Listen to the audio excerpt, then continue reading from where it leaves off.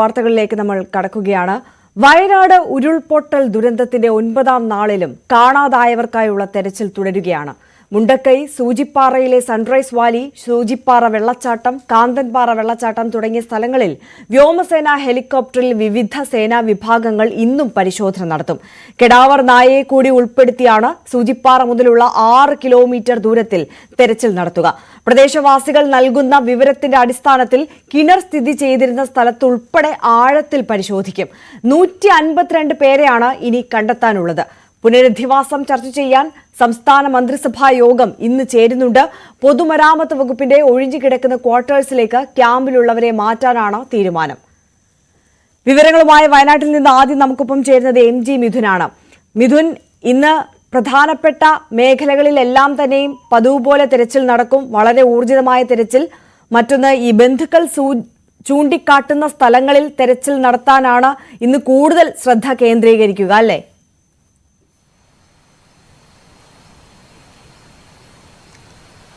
ഞാനിപ്പോൾ നിൽക്കുന്നത് പുഞ്ചിരിമട്ടത്താണ്. പുഞ്ചിരിമട്ടം എന്ന് പറയുമ്പോൾ തന്നെ ഈ ഒരു ദുരന്തമുണ്ടായതിൻ്റെ പ്രഭവ കേന്ദ്രത്തിലാണ് നമ്മളിപ്പോൾ ഉള്ളത്. ഇവിടെ നിന്നാണ് ആദ്യത്തെ ഉരുൾപൊട്ടൽ ഉണ്ടാകുന്നത്. അതിനുശേഷം രണ്ടാമത്തെ ഭീകരമായിട്ടുള്ള അതിഭയാനകമായിട്ടുള്ള സൗണ്ടോടുകൂടി രണ്ടാമത്തെ ഉരുൾപൊട്ടലിലൂടെയാണ് ഈ ഒരു വീടുകളെല്ലാം ഒലിച്ചുപോവുകയും ചെയ്തത്. ഈ ഭാഗത്ത് നിരവധി വീടുകളുണ്ട്. ഈ ഒരു ദുരന്തം അഫക്റ്റ് ചെയ്യാത്ത നിരവധി വീടുകൾ തൊട്ട് സൈഡുകളിലൊക്കെ ഉണ്ട്. എങ്കിൽ പോലും തന്നെ ഈ ഭാഗത്ത് ഈ കാണുന്ന ഈ പ്രദേശങ്ങളിലൊക്കെ തന്നെ നിരവധി വീടുകളായിരുന്നു സ്ഥിതി ചെയ്തിരുന്നത് എന്നുള്ളതാണ്. അവയെല്ലാം തന്നെ പൂർണ്ണമായും അതിൻ്റെ അടിത്തറ ഉൾപ്പെടെ ഒഴുകിപ്പോകുന്ന ഒരു സ്ഥിതിവിശേഷം. ഇവിടുന്ന് ഏകദേശം 6 കിലോമീറ്ററോളം ദൂരമുണ്ട് ചൂരൽമല എന്ന ആ പാലം നിൽക്കുന്ന ആ പ്രദേശത്തേക്ക്, അതായത് താൽക്കാലികമായി ഇപ്പോൾ നിർമ്മിച്ചിട്ടുള്ള ബെയിലി പാലം നിൽക്കുന്ന ആ പ്രദേശത്തേക്ക് കൂടി എത്താൻ 6 കിലോമീറ്റർ ദൂരമുണ്ട്. ഇത്രയധികം പ്രദേശത്തുള്ള ആ വീടുകൾ മുഴുവൻ, ഒപ്പം തന്നെ എസ്റ്റേറ്റ് ലയങ്ങളുണ്ടായിരുന്നു ഇവിടെ. കൂടാതെ പല റിസോർട്ടുകൾ ഉണ്ടായിരുന്നു. ഇവിടെയൊക്കെ നിരവധി പേരായിരുന്നു ജോലി നോക്കിയിരുന്നത്. അതിഥിത്തൊഴിലാളികളൊക്കെ തന്നെ നിരവധി പേരുണ്ടായിരുന്നു ഈ പ്രദേശങ്ങളിൽ. അതായത് ഈ ദുരന്തം ഉണ്ടാകുന്ന സമയത്ത് ഇവിടെ നിന്ന് മുകളിലേക്ക് ഓടിക്കേറുകയും അവിടെ നിന്ന് ജീപ്പ് വഴി രക്ഷപ്പെട്ടവരാണ് ഇപ്പോൾ ദുരിതാശ്വാസ ക്യാമ്പുകളിലുള്ളത്. അവരൊക്കെ തന്നെ വന്ന് ചൂണ്ടിക്കാണിക്കുന്നതനുസരിച്ചാണ് ഇന്നത്തെ ഒരു പരിശോധനയിലേക്ക് കടക്കുകയും ചെയ്ത് രാവിലെ ഒരു 7 മണിയോട് കൂടി തന്നെ ഇവിടുത്തെ പരിശോധന ആരംഭിച്ചിട്ടുണ്ട്. ഫയർ ആൻഡ് റെസ്ക്യൂന്റെയും ഒപ്പം തന്നെ NDRFന്റെയും നേതൃത്വത്തിലാണ് രാവിലെ മുതൽ പരിശോധന ആരംഭിച്ചിട്ടുള്ളത്.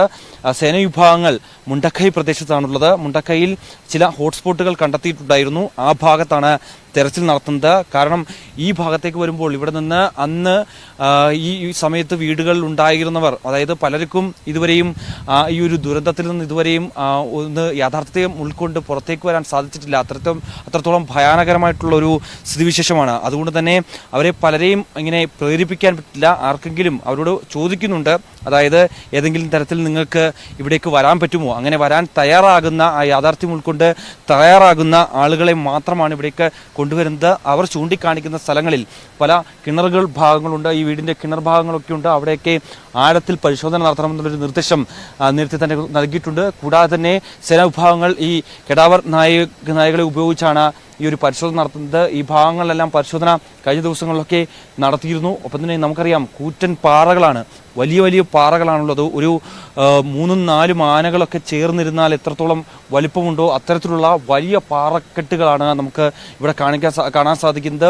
അതെല്ലാം വന്ന് മൂടോടെ, അതായത് അടിത്തറ ഉൾപ്പെടെ എടുത്തുകൊണ്ട് പോവുകയായിരുന്നു ഇവിടെ ഉണ്ടായിരുന്ന വീടുകളെല്ലാം എന്നുള്ളത് തന്നെയാണ്. അത്തരത്തിൽ ഒരു രാത്രി കിടക്കുമ്പോൾ ഉണ്ടായ ഈ ഒരു ദുരന്തം, അത്രയും ഭയാനകമായിട്ടുള്ള സൗണ്ടോടുകൂടി എത്തിയ ആ ഒരു ദുരന്തം ഇവിടുത്തെ ജനജീവിതത്തെ മൊത്തം തന്നെ താറുമാറാക്കി. ഈ 2 പട്ടണം മുഴുവൻ, പുഞ്ചിരിമട്ടം, മുണ്ടക്കൈ, ചൂരൽമല അടക്കമുള്ള പ്രദേശങ്ങൾ മുഴുവൻ തുടച്ചു നീക്കി കൊണ്ടുപോയ ഒരു സാഹചര്യമാണ് നമുക്കിവിടെ കാണാൻ സാധിക്കുകയും ചെയ്തത്. എന്തായാലും ഇപ്പോൾ രാവിലെ മുതൽ ഈ ഒരു തെരച്ചിൽ നടക്കുന്നുണ്ട്.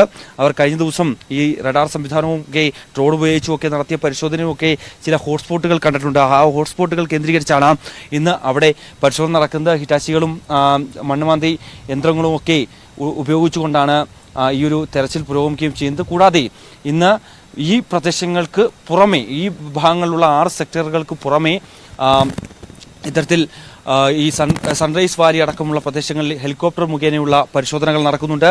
അവിടെ കഴിഞ്ഞ ദിവസം ഉച്ചയോടുകൂടിയാണ് ഹെലികോപ്റ്റർ മുഖേന 12-അംഗ സംഘം അവിടെ എത്തി പരിശോധന നടത്തിയത്. 4 കിലോമീറ്ററോളം മേഖലകളിൽ അവിടെ പരിശോധന പൂർത്തിയാക്കുകയും ചെയ്തു. പക്ഷേ അവിടെ നിന്നും തന്നെ കണ്ടെത്താൻ സാധിച്ചില്ല. അതുകൊണ്ട് തന്നെ ഈ സൂചിപ്പാറ വെള്ളച്ചാട്ടം മുതൽ അവിടുന്ന് മറുകരയിലേക്കും ഒപ്പം തന്നെ പോത്തുകല്ല് ഭാഗത്തേക്കുമുള്ള പ്രദേശങ്ങളിൽ അവിടെ ദുർഘടം പിടിച്ച വലിയ കൊക്കയുള്ള ഏരിയയാണ്. അവിടേക്ക് ആളുകൾക്ക് ഇറങ്ങാൻ വലിയ പാടുള്ള പ്രദേശം കൂടിയാണ്. അതുകൊണ്ട് തന്നെ റെസ്ക്യൂ ടീമിന് അവിടേക്ക് എത്താൻ കഴിയാത്ത ഒരു സ്ഥിതിവിശേഷം ഉണ്ടായിരുന്നു. അതുകൊണ്ട് തന്നെ അങ്ങനെ ആളുകൾ ഇതുവരെയും എത്തി പരിശോധന നടത്താത്ത ആ പ്രദേശങ്ങളിലെല്ലാം ഈ ഹെലികോപ്റ്റർ മുഖേന അവിടേക്ക് ഇറങ്ങി അവിടെ എയർലിഫ്റ്റ് ചെയ്ത് വേണ്ട സംവിധാനങ്ങൾ ഒരുക്കി അവിടെ പരിശോധന നടത്തുക എന്നുള്ളൊരു പ്ലാനാണ് ഇന്ന് തയ്യാറാക്കിയിട്ടുള്ളത്. ഈ 9-ാം ദിവസം തയ്യാറാക്കിയിട്ടുള്ളത്. ഇന്നത്തെ സംബന്ധിച്ച് വളരെ നിർണായകമായ ഒരു ദിനം തന്നെയാണ്. ഇന്ന് ഈ സേനാ വിഭാഗങ്ങളുടെ എല്ലാം മേധാവിമാർ നേതൃത്വം നൽകിയാണ് ഇന്നത്തെ ഒരു പരിശോധനയ്ക്ക് ചുക്കാൻ പിടിക്കുന്നത്. കാരണം ഏതെങ്കിലും തരത്തിൽ ആളുകളെ കണ്ടെത്താൻ സാധിക്കുമെന്നുള്ളൊരു പ്രതീക്ഷ അവർ പങ്കുവെക്കുന്നുണ്ട്. കാരണം നിരവധി ഈ ഭാഗങ്ങളിൽ നിന്നൊക്കെ തന്നെ കഴിഞ്ഞ ദിവസങ്ങളിൽ നടത്തിയ, അതായത് ഇന്നലെ ഒഴിച്ച് അതിന് മുമ്പത്തെ ദിവസങ്ങളിലെല്ലാം തന്നെ ഈ ഭാഗങ്ങളിൽ നിന്നൊക്കെ മൃതദേഹങ്ങളും ശരീരഭാഗങ്ങളും ഒക്കെ കണ്ടെത്തിയിരുന്നു. അതുകൊണ്ട് തന്നെ കൂടുതൽ പേരിലേക്ക് ഇനി പറയുന്ന കണക്കുകൾ പ്രകാരം 152ഓളം പേരെ, ഇനി സർക്കാരിന്റെ കണക്ക് പ്രകാരം 152ഓളം പേരെ ഇനി കണ്ടെത്താനുണ്ട് എന്നാണ് പറയുന്നത്. അത് സർക്കാരിന്റെ കണക്കാണ്. പക്ഷേ അനൗദ്യോഗിക കണക്ക് അതിലും ഭീകരമാണ്, ഭയപ്പെടുത്തുന്നതാണ്. ഇവിടുത്തെ പ്രദേശവാസികൾ നമ്മോട് പങ്കുവച്ചതനുസരിച്ച് നിരവധി പേരുണ്ടായിരുന്നു. ഈ കണക്ക് മാത്രമല്ല, ഇതിനു മുകളിലേക്ക് ആളുകളെ കാണാനുണ്ട്. ഈ പറയുന്ന അതിഥി തൊഴിലാളികൾ തന്നെ നിരവധി പേരുണ്ടായിരുന്നു. അതെ, അത് തന്നെയാണ് മിഥുൻ. ഈ 152 പേരെ കണ്ടെത്താനുണ്ട് എന്നുള്ള ഔദ്യോഗിക കണക്കിൽ പറയുമ്പോഴും അതിനപ്പുറം നമ്മളെയൊക്കെ പേടിപ്പെടുത്തുന്ന തരത്തിലേക്ക് വലിയൊരു സംഖ്യ ഇനിയും കണ്ടെത്താൻ ഉണ്ട് എന്നുള്ളതാണ് പ്രദേശവാസികൾ സൂചിപ്പിക്കുന്നത്. മിഥുൻ, ഈ നിൽക്കുന്ന സ്ഥലം, ഈ സ്ഥലത്തെ ദൃശ്യങ്ങൾ കാണുമ്പോൾ നമുക്ക് മനസ്സിലാകുന്നുണ്ട് എത്രത്തോളം ഭീകരം ആയിരുന്നു ആ ഒരു ദുരന്തം എന്നുള്ളത്. അതിന്റെ വ്യാപ്തി യഥാർത്ഥ രീതിയിൽ നമുക്ക് മനസ്സിലാക്കാൻ സാധിക്കുന്നുണ്ട്. ഈ സ്ഥലത്തെ പ്രത്യേകത കൂടി നമ്മൾ പറയുകയാണെങ്കിൽ നമുക്കറിയാം, വളരെ പ്രകൃതി രമണീയമായ ഒരു സ്ഥലമായിരുന്നു. അതുകൊണ്ട് തന്നെ ഒട്ടനവധി റിസോർട്ടുകളും അനധികൃതമായി പ്രവർത്തിക്കുന്ന ഹോം സ്റ്റേകളും ഒക്കെ ഉണ്ടായിരുന്ന ഒരു സ്ഥലമാണ്. അതുകൊണ്ട് തന്നെ അവിടെയൊക്കെ പുറത്തുനിന്നുള്ള ആളുകൾ എത്രത്തോളം വന്ന് താമസിക്കുന്നുണ്ടായിരുന്നു, വിനോദസഞ്ചാരികൾ ഉൾപ്പെടെ എത്രത്തോളം ആളുകൾ ഉണ്ടായിരുന്നു എന്നുള്ളത് നമുക്ക് കണക്കെടുക്കാൻ പറ്റാത്തൊരു സാഹചര്യം കൂടിയുണ്ട്, അല്ലേ?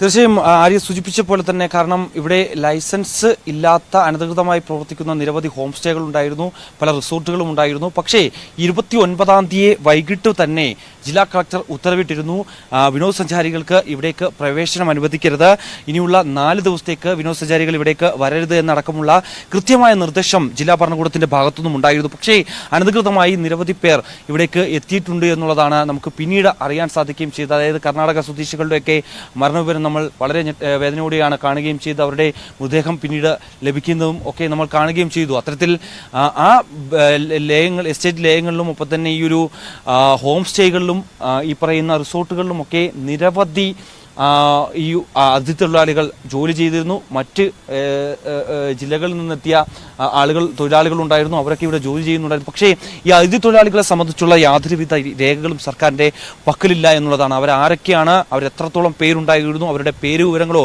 മറ്റു കാര്യങ്ങളോ ഒന്നും തന്നെ ഇതുവരെയും ലഭ്യമായിട്ടില്ല എന്നുള്ളത് തന്നെയാണ്. ഈ മൃതദേഹങ്ങൾ കണ്ടെടുത്തപ്പോൾ ഒന്നും തന്നെ ഇവരിൽ ആരെയും മൃതദേഹം ഇതുവരെയും കണ്ടിട്ടില്ല എന്നുള്ളത് തന്നെയാണ്. പക്ഷേ ഈ ശരീരഭാഗങ്ങൾ അത് ഇവരുടെ കൂടിയാണോ എന്നുള്ള കാര്യത്തിൽ കൂടി ഒരു വ്യക്തത വരേണ്ടതായിട്ടുണ്ട്. എന്തായാലും DNA പരിശോധനകളടക്കം നടത്തിയതിനു ശേഷമാണ് ഈ ഒരു 218 മൃതദേഹങ്ങൾ, അതായത് ശരീരഭാഗങ്ങൾ ഉൾപ്പെടെ ലഭിച്ച 218ഓളം തിരിച്ചറിയാനാവാത്ത മൃതദേഹങ്ങളും കഴിഞ്ഞ ദിവസം സംസ്കരിക്കുകയും ചെയ്തിരുന്നു. അങ്ങനെ 218 പേരുടെ സംസ്കാര ചടങ്ങുകളാണ് ഈ പുത്തുമലയിലെ ആ ഒരു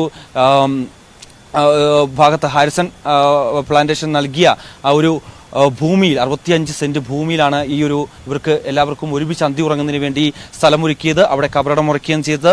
അവിടെ 218 പേരുടെ സംസ്കാര ചടങ്ങുകൾ കഴിഞ്ഞ ദിവസം പൂർത്തീകരിക്കുകയും ചെയ്തിരുന്നു. എന്തായാലും ഇന്നലെ 2 മൃതദേഹങ്ങളാണ് ചാലിയാർ പുഴയിൽ നിന്ന് ലഭിച്ചത്. അതും 2 ശരീരഭാഗങ്ങൾ മാത്രമാണ് ലഭിച്ചത്. അവ മാത്രമാണ് ഇനി തിരിച്ചറിയാനുള്ളത്. ബാക്കി എല്ലാ കാര്യങ്ങളും, അതായത് നിരവധി മൃതദേഹങ്ങൾ ഇപ്പോഴും തിരിച്ചറിയപ്പെട്ടിട്ടുള്ള, അതല്ലെങ്കിൽ അവരുടെ ബന്ധുക്കളൊക്കെ തന്നെ നിരവധി പേർ ഈ പറയുന്ന ഹോസ്പിറ്റലുകളിലും ദുരിതാശ്വാസ ക്യാമ്പുകളിലുമാണ്. അവർക്ക് കൈപ്പറ്റാൻ ഈ മൃതദേഹം ഏറ്റുവാങ്ങാൻ സാധിക്കാത്തൊരു പശ്ചാത്തലമുണ്ട്. അങ്ങനെയുള്ള മൃതദേഹങ്ങളാണ് ഇപ്പോൾ ഹോസ്പിറ്റലിൽ സൂക്ഷിച്ചിരിക്കുന്നത്, മോർച്ചറിയിൽ സൂക്ഷിക്കുകയും ചെയ്തിരിക്കുന്നത്. എന്തായാലും ഞാൻ നേരത്തെ സൂചിപ്പിച്ച പോലെ തന്നെ അതിഭീകരമായ അതിഭയാനകമായിട്ടുള്ള ഒരു ദൃശ്യം നമുക്കിവിടെ വന്ന് കാണുമ്പോൾ മനസ്സിലാകുന്നത്. കാരണം ഇതിനു മുമ്പത്തെ ദൃശ്യങ്ങളൊക്കെ നമ്മൾ ഈ പറയുന്ന സോഷ്യൽ മീഡിയയിലൊക്കെ കണ്ടിട്ടുണ്ട്. ഇവിടുത്തെ ഒരു സ്ഥലം എങ്ങനെയായിരുന്നു, ഈ പ്രദേശം എങ്ങനെയായിരുന്നു എന്നുള്ളത്.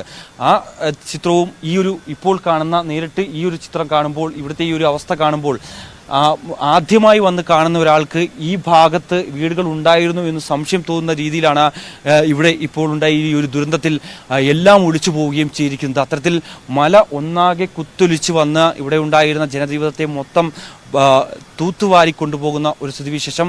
എന്തായാലും ഇപ്പോൾ കൂടുതൽ സേനാവിഭാഗങ്ങൾ ഇവിടേക്ക് എത്തുന്നുണ്ട്. ഈ ഭാഗത്ത് ചില ഹോട്ട്സ്പോട്ടുകൾ കണ്ടെത്തിയതായിട്ട് കഴിഞ്ഞ ദിവസം സേനാ മേധാവികൾ പറയുന്നുണ്ടായിരുന്നു, പോലീസ് ഉദ്യോഗസ്ഥരൊക്കെ പറയുന്നുണ്ടായിരുന്നു. ആ ഭാഗത്ത് കേന്ദ്രീകരിച്ച് ഇന്ന് അന്വേഷണം നടക്കുകയാണ്. കൂടാതെ ഇവിടെ ഈ വീടുകളുടെ ഭാഗങ്ങളിൽ, ഞാനിപ്പോൾ നിൽക്കുന്ന ഈ പ്രദേശങ്ങളിൽ പോലും വീടുകളുണ്ടായിരുന്നു. ഇവിടെയാണ് ഈ പാറക്കെട്ടുകൾ വന്ന് അടിഞ്ഞു നിൽക്കുന്നത്. ഇവിടെ ഒക്കെ ഉള്ള കിണർ ഭാഗങ്ങൾ, അത് ഈ പ്രദേശവാസികൾ ചൂണ്ടിക്കാണിക്കുന്നതനുസരിച്ച് അവർക്ക് എന്താണ് പറയാനുള്ളത്, അതിൽ പലർക്കും ഈ ഒരു ദുരന്തത്തിൽ നിന്ന് ഇപ്പോഴും മുക്തി നേടാൻ സാധിച്ചില്ല. പലർക്കും കൗൺസിലിംഗ് നൽകിക്കൊണ്ടിരിക്കുകയാണ്. 2500ഓളം പേർക്ക് കൗൺസിലിംഗ് ഇതുവരെ നൽകി കഴിഞ്ഞു. പക്ഷേ എങ്കിൽ പോലും തന്നെ ഈ ഒരു യാഥാർത്ഥ്യം ഉൾക്കൊള്ളാൻ, അല്ലെങ്കിൽ ഈ ഒരു ഭയപ്പാടിൽ നിന്ന് അവർക്ക് മുക്തി നേടി തിരികെ അവർക്ക് പുറത്തേക്ക് വരാൻ സാധിക്കാത്ത ഒരു പശ്ചാത്തലമുണ്ട്. എന്തായാലും അതിൽ താല്പര്യം കാണിക്കുന്ന, അതായത് അവർക്ക് വരാം, ഞങ്ങൾ ചൂണ്ടിക്കാണിച്ചു തരാം എന്ന് പറയുന്ന ആളുകളെ ഇവിടേക്ക് കൊണ്ടുവരുന്നുണ്ട്, ആ പ്രദേശവാസികളെ ഇവിടേക്ക് കൊണ്ടുവരുന്നുണ്ട്. അവർ ചൂണ്ടിക്കാണിക്കുന്ന സ്ഥലങ്ങൾ കേന്ദ്രീകരിച്ച് കൂടിയാണ് ഇന്ന് ഈ ഒരു പരിശോധന നടക്കുന്നത്. ഒപ്പം തന്നെ ഇതിനു മുകളിൽ ഈ കാണുന്ന പ്രദേശങ്ങളിൽ മറ്റു വീടുകളുണ്ട്. അവിടെ നിന്നൊക്കെ ആളുകൾ ഈ ഒരു ദുരന്തമുണ്ടാകുന്ന സമയത്ത് കൂട്ടത്തോടെ നിലവിളിച്ചുകൊണ്ട് ഓടിപ്പോവുകയും അവിടെ രക്ഷാപ്രവർത്തകരായി എത്തിയ ഫോറസ്റ്റ് ഉദ്യോഗസ്ഥരുണ്ടായിരുന്നു. അവർ ജീപ്പ് മുഖേന ആ പാലം തകരുന്നതിന് മുമ്പ് ഇവരെ അപ്പുറത്തേക്ക് കടത്തിയിട്ടുണ്ടായിരുന്നു. പിന്നീട് പാലം തകർന്നതിന് ശേഷം നിരവധി പേരെ റോപ്പ് മുഖേനയും പിന്നീട് ബെയിലി പാലം, താൽക്കാലികമായി ബെയിലി പാലം തയ്യാറാക്കുന്നതിന് മുമ്പ് സൈന്യം തയ്യാറാക്കിയ ചെറിയ പാലം ഉണ്ടായിരുന്നു, അതുവഴിയൊക്കെ പിന്നീട് ഈ ആളുകളെയൊക്കെ പുറത്തേക്ക് കടത്തുകയും ചെയ്തിരുന്നു. ആ ഭാഗങ്ങളിൽ നിരവധി വീടുകൾ അടച്ചിട്ടിട്ടുണ്ട്. അവിടെ ഏറ്റവും ദുഃഖകരമായിട്ടുള്ള ഈ ഒരു ദുരന്ത അവസ്ഥയിൽ പോലും തന്നെ അവിടെ മോഷണം നടക്കുന്നു എന്ന വേദനിപ്പിക്കുന്ന ഒരു സംഭവം കൂടി, അത്തരത്തിലുള്ള ഒരു വാർത്തകൾ കൂടി പുറത്തു വരുന്നുണ്ടായിരുന്നു. അത് കേന്ദ്രീകരിച്ച് വ്യാപകമായിട്ടുള്ള ഒരു പരാതി ഇവിടുത്തെ നാട്ടുകാരുടെ ഭാഗത്തുനിന്നും ഉണ്ടായിരുന്നു. അത് കേന്ദ്രീകരിച്ചുള്ള അന്വേഷണം നടക്കുന്നുണ്ട്. അതിന്റെ ഭാഗമായി 24 മണിക്കൂറും പോലീസ് പെട്രോളിംഗ് ശക്തമാക്കിയിട്ടുണ്ട്. ഇവിടെ പോലീസ് ക്യാമ്പ് ചെയ്യുന്നുണ്ട്. ഈ മേഖലകളിൽ എല്ലായിടത്തും പോലീസിന്റെ സാന്നിധ്യമുണ്ട്. അതുകൊണ്ട് തന്നെ മറ്റാർക്കും തന്നെ ഇവിടേക്ക് കടന്നു വരാതെ ഇനിയൊരു മോഷണശ്രമം ഉണ്ടാകാത്ത രീതിയിലേക്ക് അത്രയും ഊർജ്ജസ്വലമായി കാര്യങ്ങൾ മാറുന്നു എന്നുള്ളത് തന്നെയാണ്. എന്തായാലും ഇന്നും 9ാം ദിവസമാകുന്നു. ഇനിയും ഉള്ള ദിവസങ്ങളിൽ ഈ 152 എന്ന് പറയുന്ന ആ ഒരു സർക്കാരിന്റെ കണക്കിന് പുറമെ നിരവധി പേരെ കണ്ടെത്താനുണ്ട്. അവരിൽ ആരെയെങ്കിലും ഒക്കെ ഇന്നും കണ്ടെത്താനാകുമെന്നുള്ള പ്രതീക്ഷയോട് കൂടി തന്നെയാണ് ഈ ഇത്രയധികം സേനാംഗങ്ങളും ഒപ്പം തന്നെ സന്നദ്ധ പ്രവർത്തകരും ഒക്കെ ഇവിടേക്ക് വന്നിരിക്കുന്നത്. അവർ പരിശോധനകൾ ആരംഭിച്ചിട്ടുണ്ട്. ഹോട്ട്സ്പോട്ടുകൾ കേന്ദ്രീകരിച്ച് പരിശോധനകൾ നടത്തിക്കൊണ്ടിരിക്കുകയാണ്. എന്തായാലും ഇന്ന് വൈകിട്ടോടുകൂടി മന്ത്രി കെ രാജൻ, ഒപ്പം തന്നെ AK ശശീന്ദ്രൻ ഉൾപ്പെടെയുള്ള മന്ത്രിമാരുടെ ഉപസമിതി ഇന്ന് വൈകിട്ട് ഈ ഉദ്യോഗസ്ഥരുമായി കൂടിയാലോചനകൾ നടത്തും. സേനാവിഭാഗങ്ങളുടെ മേധാവിയുമായി കൂടിയാലോചനകൾ നടത്തും. നാളെ മുതൽ എങ്ങനെയാണ് ഇനി ഈ ഒരു തെരച്ചിൽ നടത്തേണ്ടത്, ഏതൊക്കെ ഇടങ്ങളിലാണ് തെരച്ചിൽ നടത്തേണ്ടത് എന്നുള്ള കാര്യത്തിലൊരു വ്യക്തമായ ചിത്രം അതിനുശേഷം ഉണ്ടാകും. ആര്യ, തീർച്ചയായും MG മിഥുനാണ് പുഞ്ചിരിമട്ടത്ത് നിന്ന് നമുക്കൊപ്പം ചേർന്നത്. കേരളം കണ്ട ഏറ്റവും വലിയ ദുരന്തത്തിന്റെ ബാക്കി പത്രമാണ് നമ്മളിപ്പോൾ കണ്ടുകൊണ്ടിരിക്കുന്നത്. അവിടെ നിന്നുള്ള വിവരങ്ങളാണ് മിഥുൻ നൽകിയത്. ഇന്നെന്തായാലും ഏറ്റവും ദുർഘടമായ ഇടങ്ങളിൽ 9ാം നാളും വളരെ ഊർജിതമായ തെരച്ചിൽ നടക്കും എന്നുള്ളതാണ്. ബന്ധുക്കൾ ചൂണ്ടിക്കാണിക്കുന്ന സ്ഥലങ്ങളിൽ കൂടുതലായി പരിശോധന നടത്തുക എന്നുള്ളതാണ് ഇന്ന് ദൗത്യസംഘം ലക്ഷ്യം വെക്കുന്നത്. എന്തായാലും രക്ഷാപ്രവർത്തനം അതിന്റെ ഒരു അവസാന ഘട്ടങ്ങളിലേക്ക്, അല്ലെങ്കിൽ അവസാന നാളുകളിലേക്ക് കടക്കുന്നു എന്നുകൂടി നമുക്ക് പറയാം. 100 കണക്കിന് ജീവിതങ്ങളെ തകർത്തെറിഞ്ഞ ദുരന്തത്തിൽ ഭാഗ്യം കൊണ്ട് രക്ഷപ്പെട്ടവരുമുണ്ട് പുഞ്ചിരിമട്ടത്ത്. വീടിന്റെ സ്ഥാനത്ത് കല്ലുകൾ മാത്രം ബാക്കിയായപ്പോൾ വീട്ടുകാർക്ക് വീണ്ടെടുക്കാനായത് ഏതാനും കമ്പിളിപ്പുതപ്പുകൾ മാത്രമാണ്. കയ്യിൽ കിട്ടിയ തുണികൾ ചാക്കിലാക്കി പുഞ്ചിരിമട്ടത്തോട് എന്നേക്കുമായി യാത്ര പറഞ്ഞ് മലയിറങ്ങുകയാണ് ഇവർ. പൂർണ്ണമായി തകർന്ന വീടുകളിൽ നിന്ന് കയ്യിൽ കിട്ടിയതൊക്കെ ചാക്കുകളിൽ നിറച്ചുകൊണ്ട് ജീവനം കൊണ്ട് ഓടി രക്ഷപ്പെടുന്ന പ്രദേശവാസികളായ ആളുകൾ ആ ദുഃഖം നമ്മോടൊപ്പം പങ്കുവെക്കുകയാണ്. നിങ്ങളുടെ വീട് ഇവിടെ എവിടെയായിരുന്നിരുന്നു? നമ്മുടെ വീട് അങ്ങ് മേലെയായിരുന്നു. ഫസ്റ്റ് നമ്മളെ വീട് തുടക്കം ഉരുൾപൊട്ടൽ പോയത്. അപ്പോൾ ഒരു സൈഡിലായിട്ട് നിങ്ങളുടെ പേരെങ്ങനെയാണ്? നിഖിൽ കൃഷ്ണൻ. നിഖിൽ കൃഷ്ണൻ. വീട്ടില് ബാക്കിയുള്ളവരൊക്കെ നമ്മള് സേഫാ. ഞങ്ങൾ അന്ന് ഉച്ചക്ക് പോയി, അതായത് ഈ തിങ്കളാഴ്ച ഉച്ചക്ക് പോയി, അതുകൊണ്ട് സേഫായി. നല്ല മഴ ഉണ്ടായിരുന്നു, അപ്പൊ ഉച്ചക്ക് പോയി. അതായത് ഇങ്ങനെ ഒരു ദുരന്തം ഉണ്ടാകാനുള്ള സാധ്യത ഉണ്ടെന്ന് തോന്നിയായിരുന്നു? ഇല്ലല്ല, അങ്ങനെ തോന്നിയിട്ടൊന്നുമില്ല. സാധാരണ പോകുന്ന പോലെ പോയതാ. പെങ്ങളെ വീട്ടിലോട്ട് പിറ്റേന്ന് വരാറിഞ്ഞിട്ട് പോയതാ. എവിടെയാണ് നിങ്ങൾ എങ്ങോട്ടായിരുന്നു മാറിയത്? പെങ്ങളെ വീട്ടിലോട്ട്. അതിവിടെ അടുത്ത് തന്നെയായിരുന്നു? അത് തൃക്കേപ്പറ്റ. ഓക്കെ. അപ്പൊ പിന്നെ ഇന്നാണോ തിരിച്ചു വരുന്നത്? അല്ലല്ല, ഇന്നലെ മിഞ്ഞാന്നൊക്കെ വന്നു. അപ്പൊ സാധനങ്ങൾ മായ്ച്ചിട്ടതായിരുന്നു. 2-3 പുതപ്പേ കിട്ടിയുള്ളൂ, അത് മായ്ച്ചിട്ട്. അപ്പൊ ഉണങ്ങിയപ്പോ എടുത്തിട്ട് വന്ന. നിങ്ങളുടെ വീട് എവിടെയാണ്? പേരെന്താണ്? ചെറിയപാല. വീടിന്റെ സ്ഥാനത്ത് എന്തെങ്കിലും സാധനങ്ങൾ കിട്ടിയോ അവിടുന്ന്? ഇതൊന്നും കിട്ടില്ല. ഈ ചാക്കിലുള്ളത് എന്റെ ബന്ധപ്പെട്ട ആളാ. ഓക്കെ. അദ്ദേഹത്തിന്റെ വീടിൽ നിന്ന് കിട്ടിയ ഈ പുതപ്പുകളും മറ്റു സാധനങ്ങളും, പുതപ്പ് സാധനങ്ങളൊക്കെ വേറൊന്നും എല്ലാം പോയി? വേറെ എല്ലാം പോയി. ഇപ്പൊ എവിടെയാ താമസിക്കുന്നത്? അപ്പൊ ക്യാമ്പില, മേപ്പാടി ക്യാമ്പില. അപ്പോൾ അതാണ് കാഴ്ച. കാരണം ഈ ദുരന്തത്തിൽ ആദ്യമായി ഉരുൾപൊട്ടലുണ്ടായി.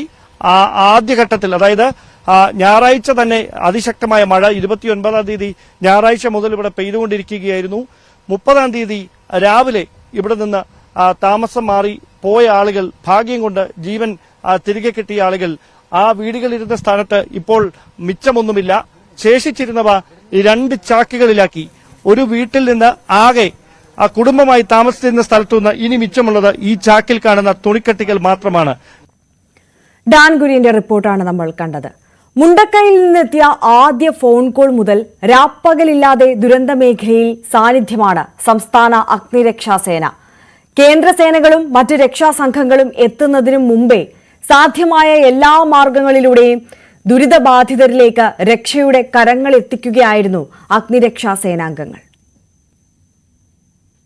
സമാനതകളില്ലാത്ത ദുരന്തത്തിനാണ് വയനാട് സാക്ഷ്യം വഹിച്ചത്. 2 ഗ്രാമങ്ങളെ അടക്കം വിഴുങ്ങിക്കൊണ്ടാണ് ഈ ഒരു ഉരുൾപൊട്ടൽ വലിയ നാശം വിധിക്കുകയും ചെയ്തത്. ആ സമയത്ത് ദുരന്തമുഖത്തേക്ക് ആദ്യം ഓടിയെത്തിയവരിൽ പ്രധാനികളാണ് കേരള ഫയർ ആൻഡ് റെസ്ക്യൂ ടീമുകൾ. എനിക്ക് പിന്നിൽ നിൽക്കുന്ന ഇവരെല്ലാം തന്നെയായിരുന്നു ആദ്യ സമയത്ത് ഈ ചൂരൽമലയെ ബന്ധിക്കുന്ന ആ പാലം ഒഴുകിപ്പോയപ്പോൾ അവിടെ പ്രത്യേകം സിപ്ലൈൻ തയ്യാറാക്കി മെഡിക്കൽ സംഘത്തെ അപ്പുറത്തേക്ക് എത്തിക്കുകയും ഒപ്പം തന്നെ കൊച്ചുകുട്ടികളെ പോലും തിരികെ എത്തിക്കുന്നതിൽ പ്രധാന പങ്കുവഹിച്ച ആളുകളാണ് ഇവർ നിൽക്കുന്നത്. എങ്ങനെയായിരുന്നു ആ ഒരു സമയത്ത് ഓർത്തെടുക്കുന്നത്? നമ്മൾക്ക് ഈ ചൂരൽമല പ്രദേശത്ത് ഈ ഉരുൾപൊട്ടൽ ഉണ്ടായി എന്ന് പറഞ്ഞുകൊണ്ടൊരു മെസ്സേജ് കൽപ്പറ്റ ഫയർ സ്റ്റേഷനിലേക്ക് വരുമ്പോൾ വന്ന ആ സെക്കൻഡിൽ തന്നെ അവിടുന്ന് വാഹനങ്ങളും ജീവനക്കാരും ടേൺ ഔട്ട് ആവുകയാണ്. അതിനെ തുടർന്ന് ബത്തേരി ഉൾപ്പെടെയുള്ള കാര്യങ്ങളിൽ വിവരം അറിയിക്കുകയും അവരെല്ലാവരും പോന്നു. പക്ഷേ ഈ ഫസ്റ്റിലത്തെ ഒരു പൊട്ടൽ ഉണ്ടായ സമയത്താണ് ഈ ആ പ്രദേശത്തുള്ള മുണ്ടക്കൈ ഭാഗത്തുള്ള ആളുകൾ വിളിച്ചറിയിക്കുന്നത്. അറിയിച്ച ആ സമയത്ത് തന്നെ അവിടുന്ന് വന്നു. പക്ഷേ ഈ വരുന്ന പ്രദേശങ്ങൾ മുഴുവൻ, റോഡുകൾ മുഴുവൻ മരങ്ങൾ വീണ് ബ്ലോക്കായി സഞ്ചാരയോഗ്യമല്ലാത്തൊരു ഇതായിരുന്നു. ആദ്യത്തെ നമ്മളെ ലക്ഷ്യം എന്ന് പറയുന്നത് സഞ്ചാരയോഗ്യമാക്കുക എന്നുള്ളത്. അങ്ങനെ അത് ആ മരങ്ങൾ മുഴുവൻ മുറിച്ചു മാറ്റി കൊണ്ടാണ് ഈ ചൂരൽമല അങ്ങാടിയിലേക്ക് നമ്മളെ രക്ഷാപ്രവർത്തകർ എത്തുന്നത്, ഫസ്റ്റ് ടീം എത്തുന്നത്. ആ സമയത്ത് ഇവിടെ നാട്ടുകാർ മാത്രമാണ്, ഈ കരയിലുള്ള നാട്ടുകാരും അപ്പുറത്തുനിന്ന് കൂട്ടക്കരച്ചിലും മറ്റുള്ളതെല്ലാം കേൾക്കുന്നുണ്ട്. അപ്പൊ ഇവര് ഈ മരങ്ങൾ മുറിച്ച് മാറ്റുന്ന സമയത്ത് തന്നെ മുറിച്ചു മാറ്റുന്ന സമയത്ത് തന്നെ രണ്ടാമത്തത് പൊട്ടിക്കഴിഞ്ഞു. അപ്പൊ അതാണൊരു ഭീകരമായിട്ട് വന്നൊരു സംഭവം. അത് കഴിഞ്ഞ് ഇവിടെ ഈ സമയത്ത്, അതായത് ആദ്യം ഉരുൾപൊട്ടിയ സമയത്ത് ഈ പാലത്തിന് കേടുപാടുകൾ ഉണ്ടായില്ല. ആദ്യത്തെ പൊട്ടലിന് സമയത്ത് പാലത്തിന് കേടുപാടുകളില്ല. അപ്പം അത് നമ്മള് കൃത്യമായിട്ട് ആ പ്രദേശങ്ങൾ അറിയുന്ന ആളുകളാണ് കൽപ്പറ്റ ഫയർ സ്റ്റേഷനിലുള്ള ആളുകൾ. അപ്പോൾ അവര് വന്ന സമയത്ത് ആ പാലം രണ്ടാമത്തെ ഉരുൾപൊട്ടൽ കഴിഞ്ഞു. അപ്പോഴാണ് ഈ ചൂരൽമല അങ്ങാടി മുഴുവൻ വെള്ളവും ചളി ഉൾപ്പെടെ വരികയും, അപ്പൊ ഇവർക്ക് പരിചിതമുള്ള മേഖല ആയതുകൊണ്ട് തന്നെ പോകുന്ന സമയത്ത് ആ പാലം ഉൾപ്പെടെ അക്കരയ്ക്ക് കടക്കണം. കാരണം എന്താ വെച്ചാൽ അത്രയ്ക്കുള്ള ഒച്ചത്തിലുള്ള നിലവിളികളും എല്ലാമാണ് കേൾക്കുന്നത്. അപ്പോൾ ആ സമയത്ത് അവിടേക്ക് കടക്കണമെങ്കിൽ ഈ പുഴ കുത്തിയൊലിച്ച് പോകുന്ന രീതിയിലാണ്. അപ്പോൾ നിലവിൽ ഈ ഭാഗത്തുള്ള ആളുകളെ മൊത്തം മാറ്റുകയും അവസാനം അത്രയ്ക്ക് പ്രയാസപ്പെട്ട് അക്കരെ കയറാൻ വേണ്ടി നോക്കുന്ന സമയത്താണ് മൂന്നാമത്തെ പൊട്ട് വരുന്നത്. അതോടുകൂടെ നമ്മൾ ആ ഭാഗത്തുള്ളവർ എല്ലാവരും ജീവനക്കാരുൾപ്പെടെ ഓടി മാറുക ചെയ്തത്. അപ്പോൾ അതങ്ങോട്ട് കഴിയലും പിന്നെ പെട്ടെന്ന് നേരെ കയറി അവിടെ ഉള്ളിൽ അപ്പുറം കടക്കാൻ ശ്രമിച്ച് അങ്ങനെ അക്കരെ എത്തി നോക്കുന്ന സമയത്ത് നമ്മളെ ടീം എല്ലാവരും കൂടി അവിടെ എത്തുന്ന സമയത്ത് കാണുന്നത് എന്ന് പറഞ്ഞു കഴിഞ്ഞാൽ അവിടെ ഒരു രണ്ടോ മൂന്നോ ജീപ്പ് അവിടെ ബാക്കിയായിരുന്നു. അവിടെ അവരുടെ ജീപ്പ് പരിക്ക് പറ്റാതെ. അപ്പൊ അതിൽ അവിടെയുള്ള മാറി നിൽക്കുന്ന ആൾക്കാരെ പരിക്ക് പറ്റിയ ആളുകളെ ഉൾപ്പെടെ അതിൻ്റെ അകത്ത് കുത്തി നിറച്ച് കൊണ്ടുവരുന്ന ഒരു അവസ്ഥയാണ്. ആ സമയത്ത് അവരെ ഇങ്ങോട്ടേക്ക് കടത്തണം എന്നുണ്ടെങ്കിൽ, കാരണം ഇവർക്ക് കൃത്യമായിട്ട് അറിയാം, സാധാരണയായി പറയുന്ന പോലെ ഒരു ഉരുൾപൊട്ടൽ നടന്നു, അത് ഒരു 40 മിനിറ്റിന് ശേഷം രണ്ടാമത്തെ പൊട്ടും എന്നൊക്കെ നമ്മൾ കേട്ടിട്ടുണ്ട്. അത് അതേപോലെ തന്നെയാണ് ഇവിടെ സംബന്ധിച്ചത്. നമ്മൾ ആളുകളോട് സംസാരിക്കുന്ന സമയത്തും അവരങ്ങനെയാ പറയുന്നത്. അവര് ഉരുൾപൊട്ടൽ സമയത്ത് ആദ്യത്തെ പൊട്ടിയ സമയത്ത് ആ മുണ്ടക്കൈ ഭാഗത്തുള്ളവരെല്ലാവരും പേടിച്ചുകൊണ്ട് ഓടി ഉയരത്ത് മാറി നിന്നു എന്ന് പറയുന്നത്. അപ്പോൾ രണ്ടാമത്തെ പൊട്ടിയപ്പോൾ അതുൾപ്പെടെ പോയതാണ് കൂടുതലായിട്ട് ഇതിനകത്ത് ജീവൻ നഷ്ടപ്പെടാനുള്ള സാഹചര്യം ഉണ്ടായത്. പിന്നെ കാണുന്നത് ശവശരീരം അപ്പുറം ഇപ്പുറം മനുഷ്യ ശരീരം ഇങ്ങനെ ചെതറിക്കിടക്കുന്നതാണ്. അപ്പോൾ അതെടുക്കണോ അല്ലെങ്കിൽ നമ്മുടെ ആളുകളെ രക്ഷപ്പെടുത്തണോ എന്നുള്ള ശരിക്കും ആ ഒരു മാനസികാവസ്ഥയിൽ നിന്ന് അന്ന് ഫസ്റ്റിൽ പോയ ആളുകൾ മാറിയിട്ടില്ല എപ്പോഴും. കാരണം ആകെ ഒരു അന്താളിച്ച അവസ്ഥ. പ്രത്യേകിച്ച് ഞങ്ങൾ ഫയർ റെസ്ക്യൂ ഡിപ്പാർട്ട്മെന്റിലെ ജീവനക്കാരാണ്. ഞങ്ങളിത് പിന്നെ ഇത്തരം ഇതിനെക്കാട്ടും ഭീകരാവസ്ഥയിലൊക്കെ നമ്മൾ കാണുന്നതാണ്. പല ആക്സിഡന്റിലും പലതിലും പെട്ടു. പക്ഷെ ഇതേപോലെ ഒരു രംഗം നമുക്ക് ആദ്യമായിട്ടാണ്. പിന്നെ ഒന്നാമത്തെ അപ്പം പുതുതായിട്ട് സർവീസ് കയറിയ ആളുകളുണ്ട്. അപ്പം അതിനെ തുടർന്ന് മറ്റുള്ള നിലയങ്ങളിലും കോഴിക്കോട് ജില്ലയിൽ നിന്നും കണ്ണൂർ ജില്ലയിൽ നിന്നും എല്ലാവരും ആ സമയത്ത് ആളുകളൊക്കെ എത്തി. അപ്പം ഉടനെ നമ്മളെ കയ്യിലുള്ള ഒരു ആയുധം അത് ശാസ്ത്രീയമാണോ എന്ന് ചോദിച്ചാൽ അല്ല എന്ന് പറയേണ്ടി വരും. കാരണം നമ്മൾ കെട്ടിടങ്ങളുടെ മുകളിലൊക്കെ കയറാൻ ഉപയോഗിക്കുന്ന ലേഡറാണ്, അലൂമിനിയം ലേഡറാണ്. അപ്പൊ അത് എക്സ്റ്റെൻഡ് ചെയ്തിട്ട് പറ്റാവുന്ന ഒരു സ്ഥലത്ത് പൊതുവെ വീതി കുറഞ്ഞ പുഴയിൽ വീതി കുറഞ്ഞ ആ സമയത്ത് രൂപപ്പെട്ടതാണ് ആ വീതി പുഴ. അപ്പോൾ അതിന് കുറുകെ നമ്മൾ ലേഡർ നമുക്ക് ആ സമയത്ത് ഫസ്റ്റിൽ വന്ന ടീമിന് തോന്നിയ ഒരു ബുദ്ധിയാണ്. പെട്ടെന്ന് നമ്മൾ സാധാരണയായിട്ട് അങ്ങനെ ചെയ്യാം. പെട്ടെന്ന് ഞങ്ങൾ ഒരു 6 പേര് ഒരു സ്പോട്ടിലേക്ക് എത്തുമ്പോൾ ഒരു അത്രയും പ്രതീക്ഷയോടെയാണ് അപകടത്തെ പറ്റിയ ആളുകൾ വിളിക്കുന്നത്. ആ സ്പോട്ടിലേക്ക് എത്തുന്ന സമയത്ത് ആ 6 പേർക്ക് എന്താണോ തോന്നുന്നത്, അല്ലാതെ ഞങ്ങൾക്കൊരു കമാൻഡിനൊന്നും അന്നേരം കാത്തു നിൽക്കാനുള്ള സമയമൊന്നുമില്ല. ആ 6 പേര് തീരുമാനിക്കുന്ന കാര്യങ്ങളാണ് അവിടെ നടപ്പാകുന്നത്. ഇതുവരെ അത് പരാജയപ്പെട്ടിട്ടില്ല. അതിന്റെ ഉദാഹരണമാണ് സ്ലിപ്പ് ലൈൻ പാലം എന്ന് പറയുന്നത്. അപ്പൊ അതിലൂടെ നമ്മൾ ആളുകളെ കൊണ്ടുവരികയും മറ്റുള്ള ഇപ്പം വന്ന ആർമി ഉൾപ്പെടെ ആ പാലം വഴിയാണ് അക്കരെ എത്തിയത്. പിന്നെ അതിനുശേഷമാണ് ബെയിലി പാലം എല്ലാം വരുന്നത്. പക്ഷെ ഈ ഒരു ഭീകരാവസ്ഥ, ആളുകൾക്ക് പരിക്ക് പറ്റിയും ആളുകൾ ഇപ്പോൾ ഒരു ചളിയിൽ പൂണ്ട് കിടക്കുന്ന ഒരാളെ ബത്തേരി സ്റ്റേഷനിലെ fire and rescue officer Nibindas രക്ഷപ്പെടുത്തി. നിബിൻദാസും ടീമും. ഇതിലൊരാളെ പേര് പറയാൻ പറ്റില്ല. കാരണം എന്ന് വെച്ചാൽ ഇത് ടീം വർക്കാണ്, ടീമാണ്. നമ്മൾ അവിടേക്ക് ഉപയോഗിച്ചതും ഈ ലേഡറാണ്. ലേഡർ പിടിച്ചുകൊണ്ടാണ് നമ്മൾ ആ ചളിയിൽ അത്രയ്ക്കും ആഴത്തില് മീറ്റർ കണക്കിന് ഇതിലുള്ള ചളികളിൽ കൂടെ നമ്മൾ ഈ ലേഡർ പിടിച്ചുകൊണ്ടാണ് പോയത്. അപ്പൊ നമുക്ക് എന്താണോ ആയുധം കിട്ടുന്നത് അത് വെക്കുക എന്നുള്ളത്. അപ്പൊ അത് ഉപയോഗിച്ചിട്ടാണ് ചെയ്യുന്നത്. പക്ഷെ മുൻകാലങ്ങളിൽ നിന്ന് വ്യത്യസ്തമായിട്ട് നമ്മൾക്ക് പല ടീമുകളായിട്ട് ഇതിന്റെ അകത്ത് ഫോം ചെയ്തിട്ടുണ്ട്. അതെല്ലാം ഫയർഫോഴ്സ് ആണ്. ഇത്തരത്തിലൊരു ദുരന്തം ഉണ്ടായപ്പോൾ നിങ്ങളുടെ സേവനം എല്ലാവർക്കും അഭിനന്ദനം അറിയിക്കുന്ന ഒരു കാര്യം തന്നെയാണ്. അതെല്ലാവരും മറക്കില്ല. ഒരിക്കലും പബ്ലിസിറ്റിക്ക് വേണ്ടി ഇങ്ങനെ പറയില്ല എന്ന് എല്ലാവർക്കും അറിയാം, ജനങ്ങൾക്കറിയാം. എന്തായാലും നമുക്ക് ആ ഒരു സിപ്പ് ലൈനിന്റെ അതിലേക്ക് തന്നെ വരാം. നിഖിൽ അല്ലെ, ആ ഒരു നിമിഷത്തെ എങ്ങനെയാണ് തോന്നുന്നത്? ആ ഒരു നിമിഷം എന്ന് പറഞ്ഞാൽ നമ്മുടെ ടീം ഇവിടെ വന്ന സമയത്ത് ശൈൽ സാർ പറഞ്ഞ പോലെ ഒരു ഭയാനകമായ ഒരവസ്ഥയായിരുന്നു. 2 കരയ്ക്കും തമ്മിലുള്ള ഏക പാലമായിരുന്നു അവിടെ ചുരൽമല ഉണ്ടായിരുന്നത്. ആ പാലം പൊളിഞ്ഞുപോയി. അപ്പോൾ ഈ സമയത്ത് നമ്മളെ ഇവിടുന്ന് അങ്ങോട്ട് രക്ഷാപ്രവർത്തകർ എത്തണം. അവിടുന്ന് ഒരുപാട് ആൾക്കാർ ഇങ്ങോട്ട് വിളിച്ചു പറയുന്നുണ്ട്. ഇക്കറുള്ള ആൾക്കാർ പറയുന്നുണ്ട് അവിടെ ഒരുപാട് ആൾക്കാർ അപകടത്തിൽപ്പെട്ട് കിടക്കുന്നുണ്ട്. അപ്പോൾ ആ സമയത്താണ് നമ്മളെ റോപ്പ് റെസ്ക്യൂ ടീം ഇവിടുന്ന് അങ്ങോട്ട് റോപ്പ് എൻകറേജ് ചെയ്തിട്ട് ഇവിടുന്ന് അങ്ങോട്ട് രക്ഷാപ്രവർത്തകരെയും അതേപോലെ തന്നെ രക്ഷാപ്രവർത്തനത്തിനുള്ള ഉപകരണങ്ങളും അതേപോലെ തന്നെ അവിടെയുള്ള ആൾക്കാർ ആ ഒരു സമയത്ത് പറഞ്ഞാൽ അവർ ഫുഡ് പോലും കഴിക്കാണ്ട് ഒരു ഉച്ചവരെയുള്ള സമയം വരെ ഫുഡ് പോലും കഴിക്കാണ്ട്, ചെറിയ കുട്ടികൾ മുതൽ പ്രായമായ ആൾക്കാർ വരെ ഫുഡ് കഴിക്കാണ്ട് നിൽക്കുകയാണ്. അപ്പോൾ ഈ സമയത്ത് ഫുഡും അങ്ങനെയുള്ള പിന്നെ അതേപോലെ തന്നെ ഡോക്ടേഴ്സിന്, നേഴ്സിന് അവരുടെ എമർജൻസി ആയിട്ടുള്ള വേണ്ടുള്ള ഫസ്റ്റ് എയ്ഡുകൾ എല്ലാം നമ്മളെ റോപ്പ് റെസ്ക്യൂ വഴിയാണ് നമ്മൾ അവിടേക്ക് എത്തിച്ചത്. അപ്പം നമുക്ക് ഇവിടെ ആ ഒരു സമയത്ത് ഇവിടെ എത്തിച്ചേർന്ന് കണ്ണൂർ, കോഴിക്കോട്, വയനാട് ഈ ജില്ലയിലുള്ള എല്ലാ അതേപോലെ തന്നെ കേരളത്തിൽ നിന്നുള്ള പല ജില്ലയിൽ നിന്നുള്ള റോപ്പ് റെസ്ക്യൂ ടീം ഇവിടെ പെട്ടെന്ന് തന്നെ എത്തി. അപ്പോൾ ഈ ടീമാണ് നമ്മൾ റോപ്പ് റെസ്ക്യൂ വഴി നമ്മൾ ഈ ആക്സസ് ചെയ്തുകൊണ്ടിരുന്നത്. അപ്പോൾ അങ്ങനെയാണ് ഞാൻ അക്കരയ്ക്ക് എത്തുന്നത്. ഇവിടുന്ന് അങ്ങോട്ടൊരു രക്ഷാപ്രവർത്തനത്തിനുള്ള ഉപകരണം അവിടെ മുണ്ടക്കയിൽ ആൾക്കാർ കുടുങ്ങി കിടക്കുന്നുണ്ട്. അപ്പോൾ കട്ട് ചെയ്യാൻ വേണ്ടിയിട്ടുള്ള നമ്മളെ ഒരു ഹൈഡ്രോളിക് എന്ന് പറഞ്ഞ ഉപകരണമുണ്ട്. ഈ ഉപകരണമായിട്ടാണ് ഞാൻ അക്കരയ്ക്ക് പോയത്. ഉപകരണമായിട്ട് അക്കരയ്ക്ക് പോയ സമയത്ത് പിന്നെ നമ്മുടെ ടീം അവിടെ ഇതിനു വേണ്ടി കാത്തിരിക്കുകയാണ്. അപ്പോൾ ഈ ഉപകരണം അവരെ കയ്യിൽ കൊടുത്ത സമയത്ത് അവർ നേരെ എടുത്തിട്ട് മുണ്ടക്കൈ ഭാഗത്തേക്ക് പോയി. അപ്പം പിന്നെ നമ്മൾ അവിടെയുള്ള നമ്മുടെ ടീമിനെ കൂടെ സഹായിച്ചുകൊണ്ടിരിക്കുകയാണ്. അപ്പോഴാണ് അതിന് മുന്നേ തന്നെ നമ്മളെ ടീമായിട്ട് ഇവർ ഈ ഡോക്ടർ ബന്ധപ്പെട്ടിട്ടുണ്ടായിരുന്നു. ഈ കുട്ടീനെ അക്കരയ്ക്ക് എത്തിക്കേണ്ട ഒരു വിഷയമുണ്ട്. കാരണം വെച്ചാൽ ആ ഒരു സമയത്ത് നിങ്ങളെ ഇവിടെ വന്ന എല്ലാവർക്കും മനസ്സിലാവും. കാരണം വെച്ചാൽ അവിടെ അത്രയും കോടയായിട്ടും പിന്നെ അതേപോലെ ഫുഡ് പോലും കഴിക്കാത്ത ഒരവസ്ഥയാണ് ആൾക്കാർ. അപ്പോൾ ഈ ചെറിയ കുട്ടീനെ ഡോക്ടർ പ്രയോറിറ്റി പ്രകാരം മാത്രമാണ് നമ്മൾ ആൾക്കാരെ ഷിഫ്റ്റ് ചെയ്തുകൊണ്ടിരുന്നത്.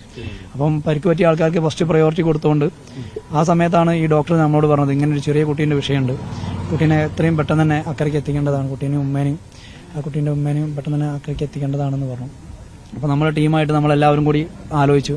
ഈ അത്രയും സുരക്ഷിതമായിട്ട് എത്തിക്കേണ്ട ഒരു കാര്യമാണല്ലോ, അത്രയും ശ്രദ്ധ കൊടുക്കേണ്ട ഒരു കാര്യമാണ്. കാരണം വെച്ചാൽ അത്രയും ഒരു 3 മാസം മാത്രം പ്രായമുള്ള ഒരു ചെറിയ കുട്ടീനെ അക്കരയ്ക്ക് എത്തിക്കുക എന്ന് പറഞ്ഞാൽ ഒരു പാളിച്ച പോലും ഉണ്ടാവരുത്. അപ്പോൾ ഞങ്ങൾ ആ ടീമിൽ, നമ്മളെ ആ റോപ്പ് റെസ്ക്യൂ ടീമിൽ അല്ലെങ്കിൽ നമ്മളെ ഈ സ്റ്റേഷനുകളിൽ നിന്ന് വന്ന ടീമിൽ, അവിടെ ഉണ്ടായിരുന്ന ആ ടീമിൽ ഞങ്ങൾക്ക് അത്രയും വിശ്വാസമായിരുന്നു. അപ്പോൾ ആ ഒരു വിശ്വാസത്തിന്റെ പേരിലാണ് നമ്മളത് ഏറ്റെടുത്തത്. അതേപോലെ തന്നെ നമ്മളെ കുട്ടീനെ അക്കരയ്ക്ക് എത്തിക്കാൻ നോക്കിയത്.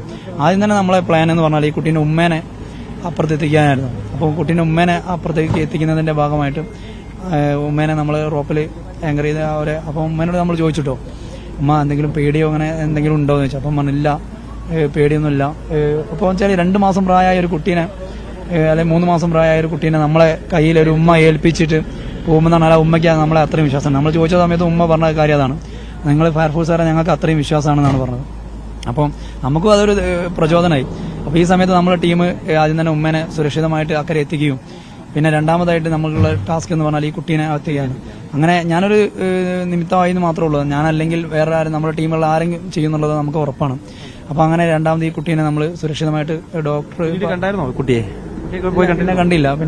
അപ്പോൾ കുട്ടീനെ നമ്മൾ എടുത്തു റോപ്പിൽ ഞങ്ങൾ അക്കരയ്ക്ക് എത്തിക്കാനും. അപ്പോൾ ആ ഒരു സമയത്ത് നമുക്ക് വൈകാരികമായിട്ടുള്ള ഒരു മനുഷ്യനുണ്ടാവുന്ന പല വികാരങ്ങളും ഉണ്ടായിപ്പോയി. കാരണം വെച്ചാൽ നമ്മൾ കുട്ടീനെ ചേർത്ത് പിടിച്ചുപോയി. കുട്ടി ഒരിക്കൽ യാതൊരു കാരണവശാലും താഴ്ത്ത് വീഴരുത് എന്നുള്ള നമുക്കൊരു ഇതുണ്ടല്ലോ. അപ്പോൾ 100% ഈ സംവിധാനത്തിന് സേഫാണെന്ന് നമുക്കറിയാം. എന്നാലും മനുഷ്യൻ എന്നുള്ള ഒരു ഇതുണ്ടായതുകൊണ്ട് വൈകാരികമായിട്ട് നമ്മൾ ആ കുട്ടീനെ മുറുക്കി ചേർത്ത് പിടിച്ചുപോയി. അപ്പോൾ നമ്മൾ അക്കരെ എത്തിയ ശേഷം ആണ് നമ്മൾ സത്യം പറഞ്ഞാൽ ഒരു ശ്വാസം എനിക്ക് വീണത്.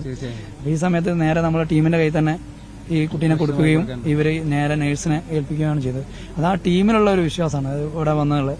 അവരെല്ലാവരും നല്ല ഭംഗിയായിട്ട് വർക്ക് ചെയ്തിട്ടുണ്ടായിരുന്നു.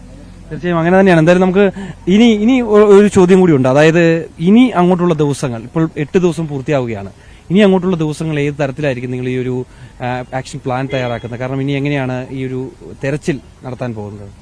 അത് ഇനി അങ്ങോട്ടുള്ളതെന്ന് പറഞ്ഞാൽ അത് വകുപ്പ് ആലോചിക്കുന്നുണ്ട്. അപ്പൊ ഞാൻ ഇന്ന് സാറുമായിട്ട് സംസാരിച്ചപ്പം അവര് അത് ആലോചനയിലാണ്. അപ്പൊ അത് അവര് തരുന്ന നിർദ്ദേശം അനുസരിച്ചിട്ടാണല്ലോ നമ്മൾ പ്രവർത്തിക്കുന്നത്.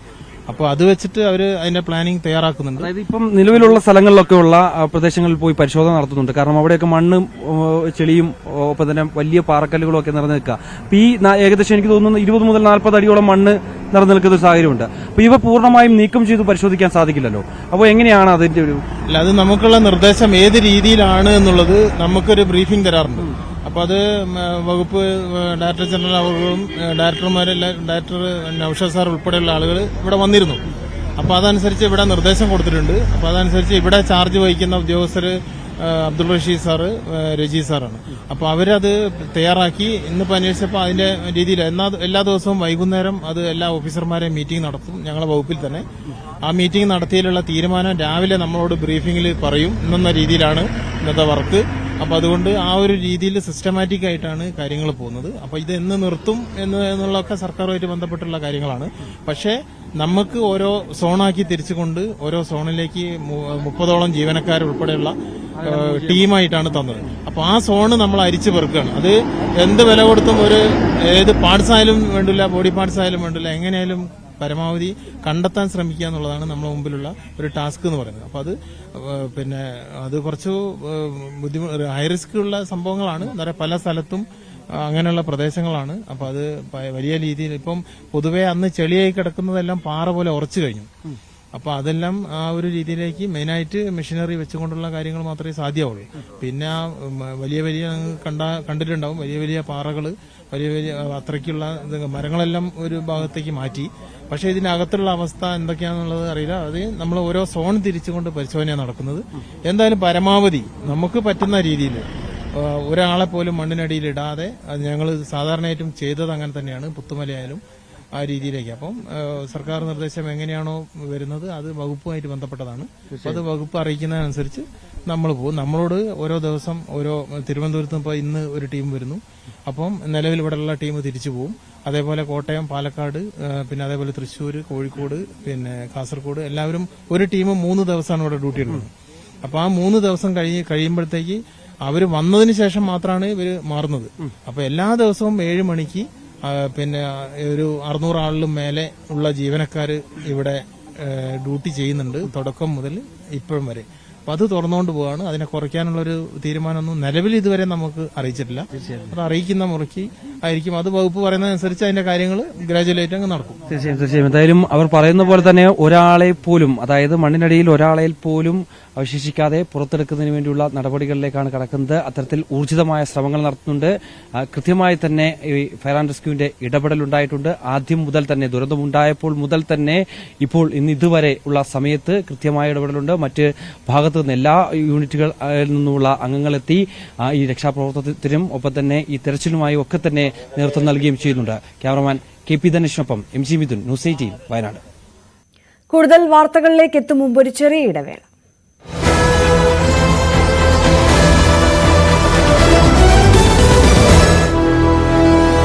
അതല്ല ഈ നേരത്തെ കാണാതായ 2 പേരുടേതാണോ, അതുമല്ലെങ്കിൽ മത്സ്യത്തൊഴിലാളി, കഴിഞ്ഞ ദിവസം കാണാതായ മത്സ്യത്തൊഴിലാളിയുടെ ആണോ എന്ന ഒരു സംശയം തന്നെയാണ് ഇപ്പോഴും ഉയരുന്നത്. ഇതിലൊരു സ്ഥിരീകരണം ഇനിയും ലഭിച്ചിട്ടില്ല. ഇനി കുറച്ചുകൂടി സമയം ഇതിന് എടുക്കും എന്നാണ് നമുക്ക് മനസ്സിലാക്കാൻ സാധിക്കുന്നത്. കാരണം അത്രത്തോളം തിരിച്ചറിയാൻ കഴിയാത്ത രീതിയിലാണ് ഈ മൃതദേഹം കണ്ടെത്തിയിരിക്കുന്നത്. ആര്യ സൂചിപ്പിച്ചതുപോലെ തന്നെ 60 കിലോമീറ്റർ ദൂരത്തിൽ മാറിയാണ് ഈ മൃതദേഹം ഇത്തരത്തിൽ കണ്ടെത്തിയത്. അത്രത്തോളം അടിയൊഴുക്ക് ഈ പുഴയിൽ ഇപ്പോഴും ഉണ്ട്. അതുകൊണ്ട് തന്നെ അതിനൊരു സാധ്യത തള്ളിക്കളയുന്നില്ല. നമ്മൾ പോലീസ് ഉദ്യോഗസ്ഥരുമായി സംസാരിക്കുമ്പോഴും അവർ ആ സാധ്യത തള്ളിക്കളയുന്നില്ല. ഈ ഒരു തെരച്ചിൽ ദൌത്യം ആരംഭിച്ചപ്പോൾ മുതൽ അതിനുള്ള ഒരു സാധ്യത കൂടി നമ്മൾ മുന്നിൽ വെച്ചിരുന്നു. അതായത് അടിയൊഴുക്ക് ശക്തമായുണ്ട്. അതുകൊണ്ട് തന്നെ ഇത്തരത്തിൽ കടലിൽ എത്താനുള്ള ഒരു സാധ്യത കൂടി മുന്നിൽ കണ്ടിരുന്നു. അതുകൊണ്ട് തന്നെ ഈ ഘട്ടത്തിൽ ഒരുപക്ഷെ ഇത് അർജുനാകാമോ എന്ന് തന്നെ നമുക്ക് സംശയിക്കേണ്ടിയും ഇരിക്കുന്നു. ഈ മൃതദേഹം ആദ്യം കാണുന്നത് മത്സ്യത്തൊഴിലാളികളാണോ ബൈജു? അതോടൊപ്പം തന്നെ ഈ തീരത്തടിഞ്ഞ അവസ്ഥയിലായിരുന്നോ അതോ കടലിൽ ഒഴുകി നടക്കുന്ന അവസ്ഥയിലായിരുന്നോ? എങ്ങനെയാണ് ഇത് കണ്ടെത്തുന്നത്?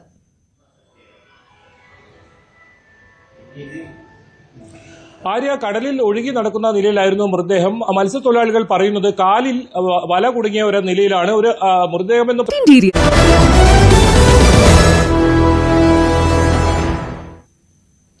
വയനാട് ദുരന്തത്തിന് മുമ്പിൽ പകച്ചു നിൽക്കുന്ന മലയാളികൾക്ക് കവളപ്പാറയും പുത്തുമലയും കൂട്ടിക്കലും ഒക്കെ ഇന്നും നടുക്കുന്ന ഓർമ്മയായി അവശേഷിക്കുകയാണ്.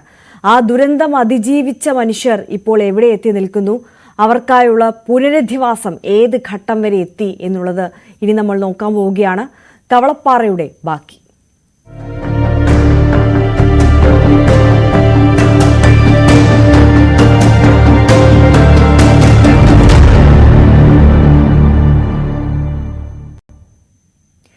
കവളപ്പാറ മണ്ണിടിച്ചിൽ ദുരന്തം ഇന്നും നടുക്കുന്ന ഓർമ്മയാണ് അതിൽ നിന്നും രക്ഷപ്പെട്ടവർക്ക്. മരിച്ച 59 പേരിൽ 11 പേരാണ് ഇന്നും ഈ മണ്ണിനടിയിൽ എവിടെയോ കണ്ടെത്താനാകാതെയുള്ളത്. ഓർമ്മകളുടെ ഉരുൾപൊട്ടലാണ് ഇവർക്ക് ഓരോ ഓഗസ്റ്റ് മാസവും. ഷിരൂരിലെ മണ്ണിടിച്ചിൽ ദുരന്തവും അർജുനുമൊക്കെ മലയാളികളുടെ മനസ്സിൽ 5 വർഷം മുൻപ് കേരളത്തെ മുഴുവൻ നടുക്കിയ ഒരു ദുരന്തമുണ്ടായി നിലമ്പൂർ കവളപ്പാറയിൽ. 59 പേരാണ് ആ ദുരന്തത്തിൽ ഓർമ്മയായത്. അതിൽ തന്നെ 11 പേർ ഇന്നും ആ മണ്ണിനടിയിൽ എവിടെയോ ആണ്.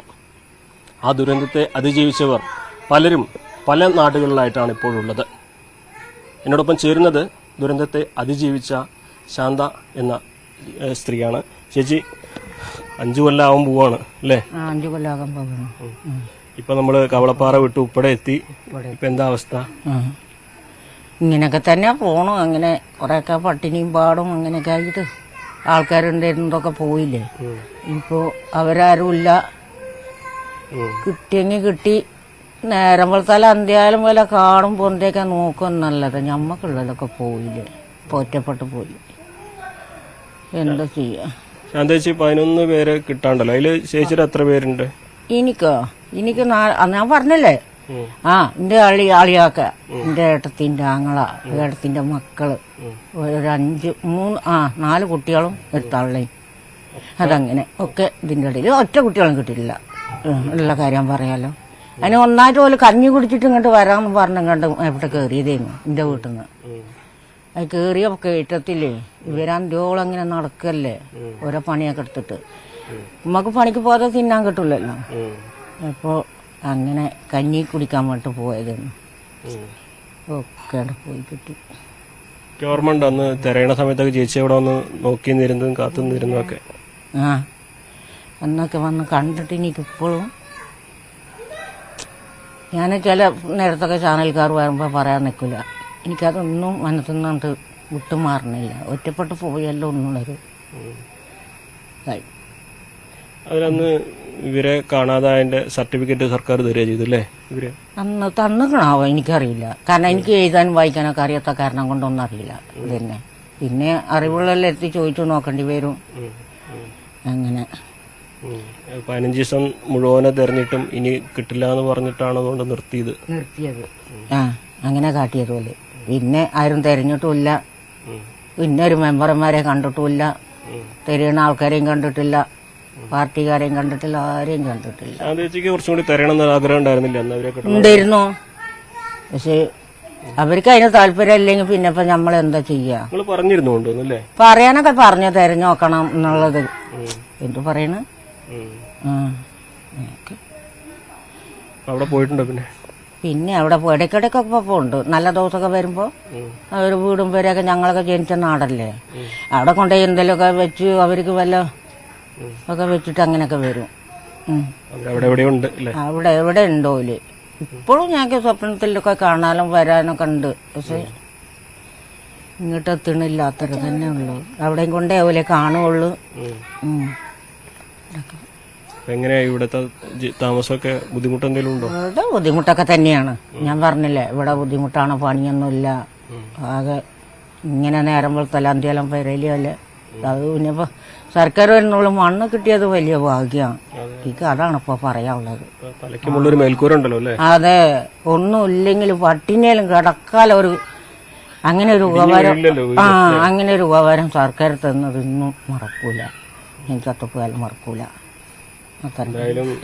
വിഷമങ്ങളൊക്കെ നമുക്കറിയാം. നമ്മൾ അന്ന് എല്ലാ കാലവും നമ്മളെ കൂടെ കുട്ടികളൊക്കെ എടുത്തോണ്ട് ഓടിയ ഓട്ടത്തിലൊക്കെ എന്തായിരുന്നു അറിയോ? ആ പൂളപ്പാടത്ത് കുറച്ച് ദിവസം നിന്ന് ഞങ്ങള് ക്യാമ്പിൽ പിന്നെ അക്കരെ പള്ളിയിൽ കുറെ നിന്ന് അവിടുന്നൊക്കെ വന്നിട്ടാണ് പിന്നെ ഞങ്ങൾക്ക് ക്യാമ്പില് അവിടെ വന്നിട്ടും കുഴപ്പമൊന്നുമില്ല കേട്ടോ. തീറ്റയൊക്കെ കുടിക്കുക ഒന്നിനും. ഇപ്പോഴും മഴക്കാലം ഒരു പേടിയല്ലേ? ഒരു പേടിയുണ്ട്. ഇപ്പോഴും പേടിയൊക്കെ ഉണ്ട് ഞങ്ങൾക്ക്. എന്നാലും ഇപ്പൊ പേടിച്ചിട്ടൊന്നും എന്താ ചെയ്യണം? ഇപ്പൊ സുരക്ഷിതമായിട്ട് നിൽക്കാനുള്ള ഒരു സാഹചര്യം ഉണ്ടല്ലോ.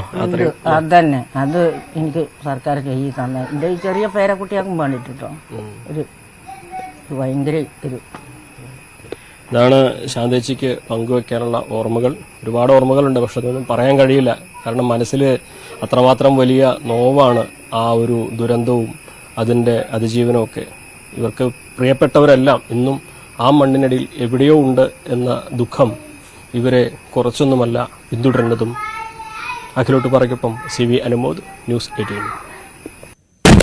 വർഷം 3 ആകുമ്പോഴും ദുരന്തത്തിന്റെ ആഘാതം മാറാത്തവരാണ് കൂട്ടിക്കൽ ഉരുൾപൊട്ടലിന്റെ ഇരകൾ. വീടുൾപ്പെടെ പുനരധിവാസ പദ്ധതികൾ നടപ്പായെങ്കിലും നോവുന്ന ഓർമ്മ ഇവരുടെ മനസ്സിൽ മാറുന്നില്ല. 2021 ഒക്ടോബർ 16-നാണ് സമീപ പഞ്ചായത്തുകളായ കൂട്ടിക്കലും കൊക്കയാറും ദുരന്തമുണ്ടായത്.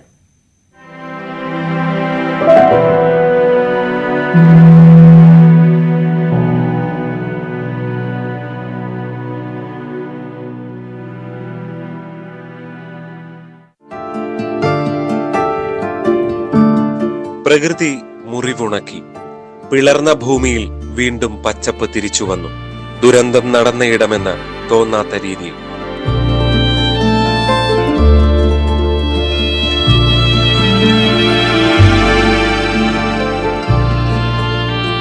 പക്ഷേ മനുഷ്യന്റെ മുറിവ് മാറുന്നില്ല. ഓർമ്മകൾ ഉറക്കം കെടുത്തുന്നു. ഒരാള് വഴി കുടുങ്ങിപ്പോയെന്ന് പറഞ്ഞ് പുള്ളിക്കാരനെ കൂട്ടിക്കൊണ്ടുവരാൻ വേണ്ടി തിരിച്ചങ്ങോട്ട് പോയി. അല്ലെങ്കിൽ ഞാൻ ഈ മണ്ണടി പെട്ടു പോയാലും ഇവിടെ വന്ന് സാധാരണ ഇതിൽ എല്ലാവരുമായിട്ട് വർത്താനം പറഞ്ഞ കടയിൽ വന്ന് ഇവിടെ ഒരു ചായക്കടയായിരുന്നു. ഈ ഭാഗത്തൊരു കടയുണ്ടായിരുന്നു. അവിടെ നിന്ന് കുറച്ച് നേരം വർത്താനമൊക്കെ പറഞ്ഞ് എല്ലാവരോടൊപ്പം വർത്താനമെല്ലാം പറഞ്ഞിട്ട് ഞാൻ സാധാരണ പോകുന്നത്. അപ്പോൾ അങ്ങനെ വഴി കുടുങ്ങിപ്പോയതുകൊണ്ട് വഴിക്ക് മണ്ണിടിഞ്ഞു വേണം. അതുകൊണ്ട് വഴി വരാൻ താമസിച്ചു. പിന്നെ ഞാൻ ആ കയറി പോകുന്ന വഴിക്കൊരു 200 250 മീറ്ററോളം മണ്ണ് മൊത്തം ഇടിഞ്ഞു വേണം. ഒരു വളവ് മുതൽ മൂടത്തെ റോഡിൽ ഇപ്പോഴത്തായിട്ട് മണ്ണിടിഞ്ഞ് വീണു. അവിടെ എല്ലാം ഒരു 17-18 ദിവസം കൊണ്ടാണ് നടക്കാൻ പോലും ആയത്. അപ്പം അങ്ങനെ ഒന്നും സംഭവിക്കില്ലായിരുന്നെങ്കിൽ ഒരാൾ കൂട്ടാൻ തിരിച്ചു പോയില്ലായിരുന്നെങ്കിൽ ഞാനും ഇതിനകത്ത് വിട്ടുപോയി. ഒരു 12 മണിയോട് കൂടിയാണ് വലിയ ഉരുള് ഒന്ന് കടന്നു പോയത്. ഉരുള് കടന്നു അവിടെ ലൈഫ് മിഷൻ്റെ വീടുണ്ടായിരുന്നു. ഈ താഴെ ഇവിടെ ആയിട്ട് ചായക്കട ഉണ്ടായിരുന്നു. ആ വീട് എടുത്ത് ചായക്കട എടുത്ത് ഈ വീട്ടിൽ പോകുകയാണ്. ചായക്കടയ്ക്കകത്ത് 4 പേരുണ്ടായിരുന്നു. 7 പേരുണ്ടായിരുന്നു. 3 പിള്ളേർ ഓടി രക്ഷപ്പെട്ടു. പിന്നെ ആ ചായക്കട നടത്തുന്ന ചേച്ചിയും ഈ മോളത്തെ വീട്ടിലെ ചേച്ചിയും ചേച്ചിയുടെ മകനെ, പിന്നെ ആ മോളത്തെ വീട്ടിലെ ഒരു ചേച്ചി ചുമ്മാ വർത്തമാനം പറയുന്നു. ആ 4 പേർക്ക് ഓടി രക്ഷപ്പെടാൻ പറ്റിയില്ല. അവരെ ഈ ചായക്കട കൊണ്ടുപോയി കൊടുത്തിട്ട്. കൂട്ടിക്കൽ പഞ്ചായത്തിലെ പ്ലാപ്പള്ളിയിൽ മാത്രം 4 പേരുടെ ജീവനാണ് ഉരുൾപൊട്ടൽ കവർന്നെടുത്തത്. തൊട്ടടുത്ത മലയായ കാവാലിയിൽ 3 കുരുന്നു പെൺകുട്ടികൾ ഉൾപ്പെടെ 6 പേരടങ്ങുന്ന കുടുംബത്തെ ഒന്നാകെ ഭൂമിയെടുത്തു. ഭാര്യ സരസമ്മയെ നഷ്ടപ്പെട്ട മോഹനേട്ടൻ ഇനി എന്തിന് ജീവിക്കണമെന്ന ചോദ്യമാണ് ഇപ്പോഴും ചോദിക്കുന്നത്.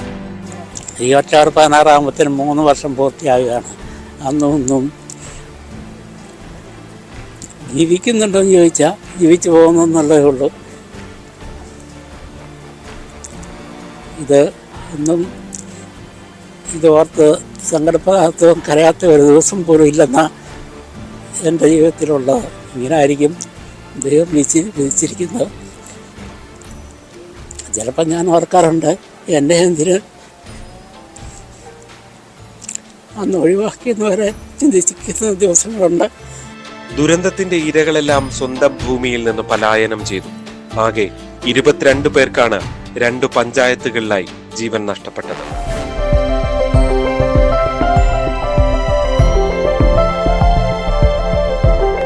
പ്രകൃതിയുടെ മുറിവ് പുറമെ മാറിയിട്ടുണ്ട്. പച്ചപ്പുകൾ പ്രത്യക്ഷപ്പെട്ടു. പക്ഷേ ഇവിടുത്തെ മനുഷ്യരുടെ മനസ്സിൽ വേദന മായാതെ തുടരുകയാണ്.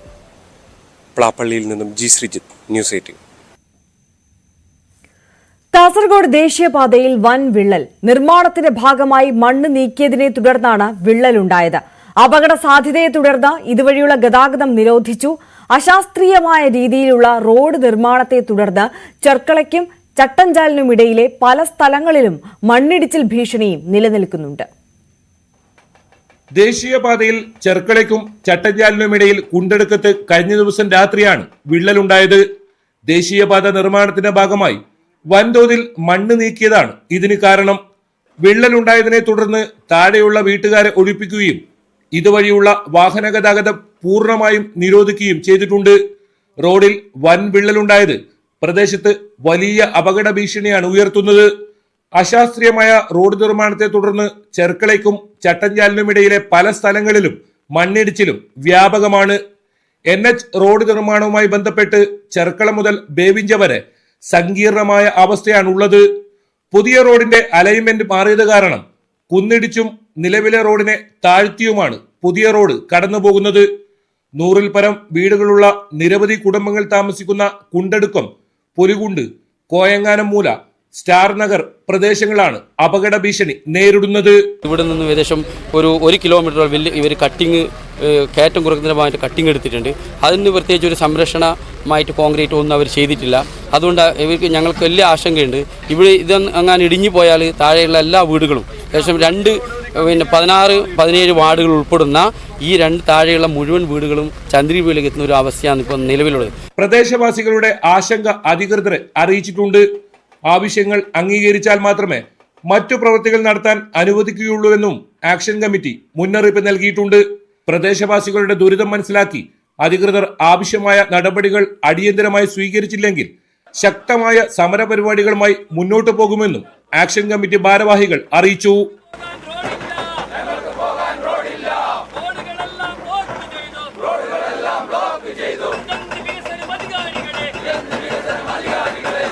KV Baiju, news 18, Kasaragod. തീർച്ചയായും വലിയ പ്രതിഷേധമുയരേണ്ട വിഷയം തന്നെയാണ് അശാസ്ത്രീയമായ ഇത്തരത്തിൽ മണ്ണെടുത്തുകൊണ്ടുള്ള റോഡ് നിർമ്മാണം. ശിരൂരിലടക്കം എത്ര വലിയ ദുരന്തത്തിലേക്കാണ് വഴിവെച്ചത് എന്നുള്ളത് നമ്മൾ കണ്ടതാണ്. മറ്റു വാർത്തകൾ ഇടവേളയ്ക്ക് ശേഷം.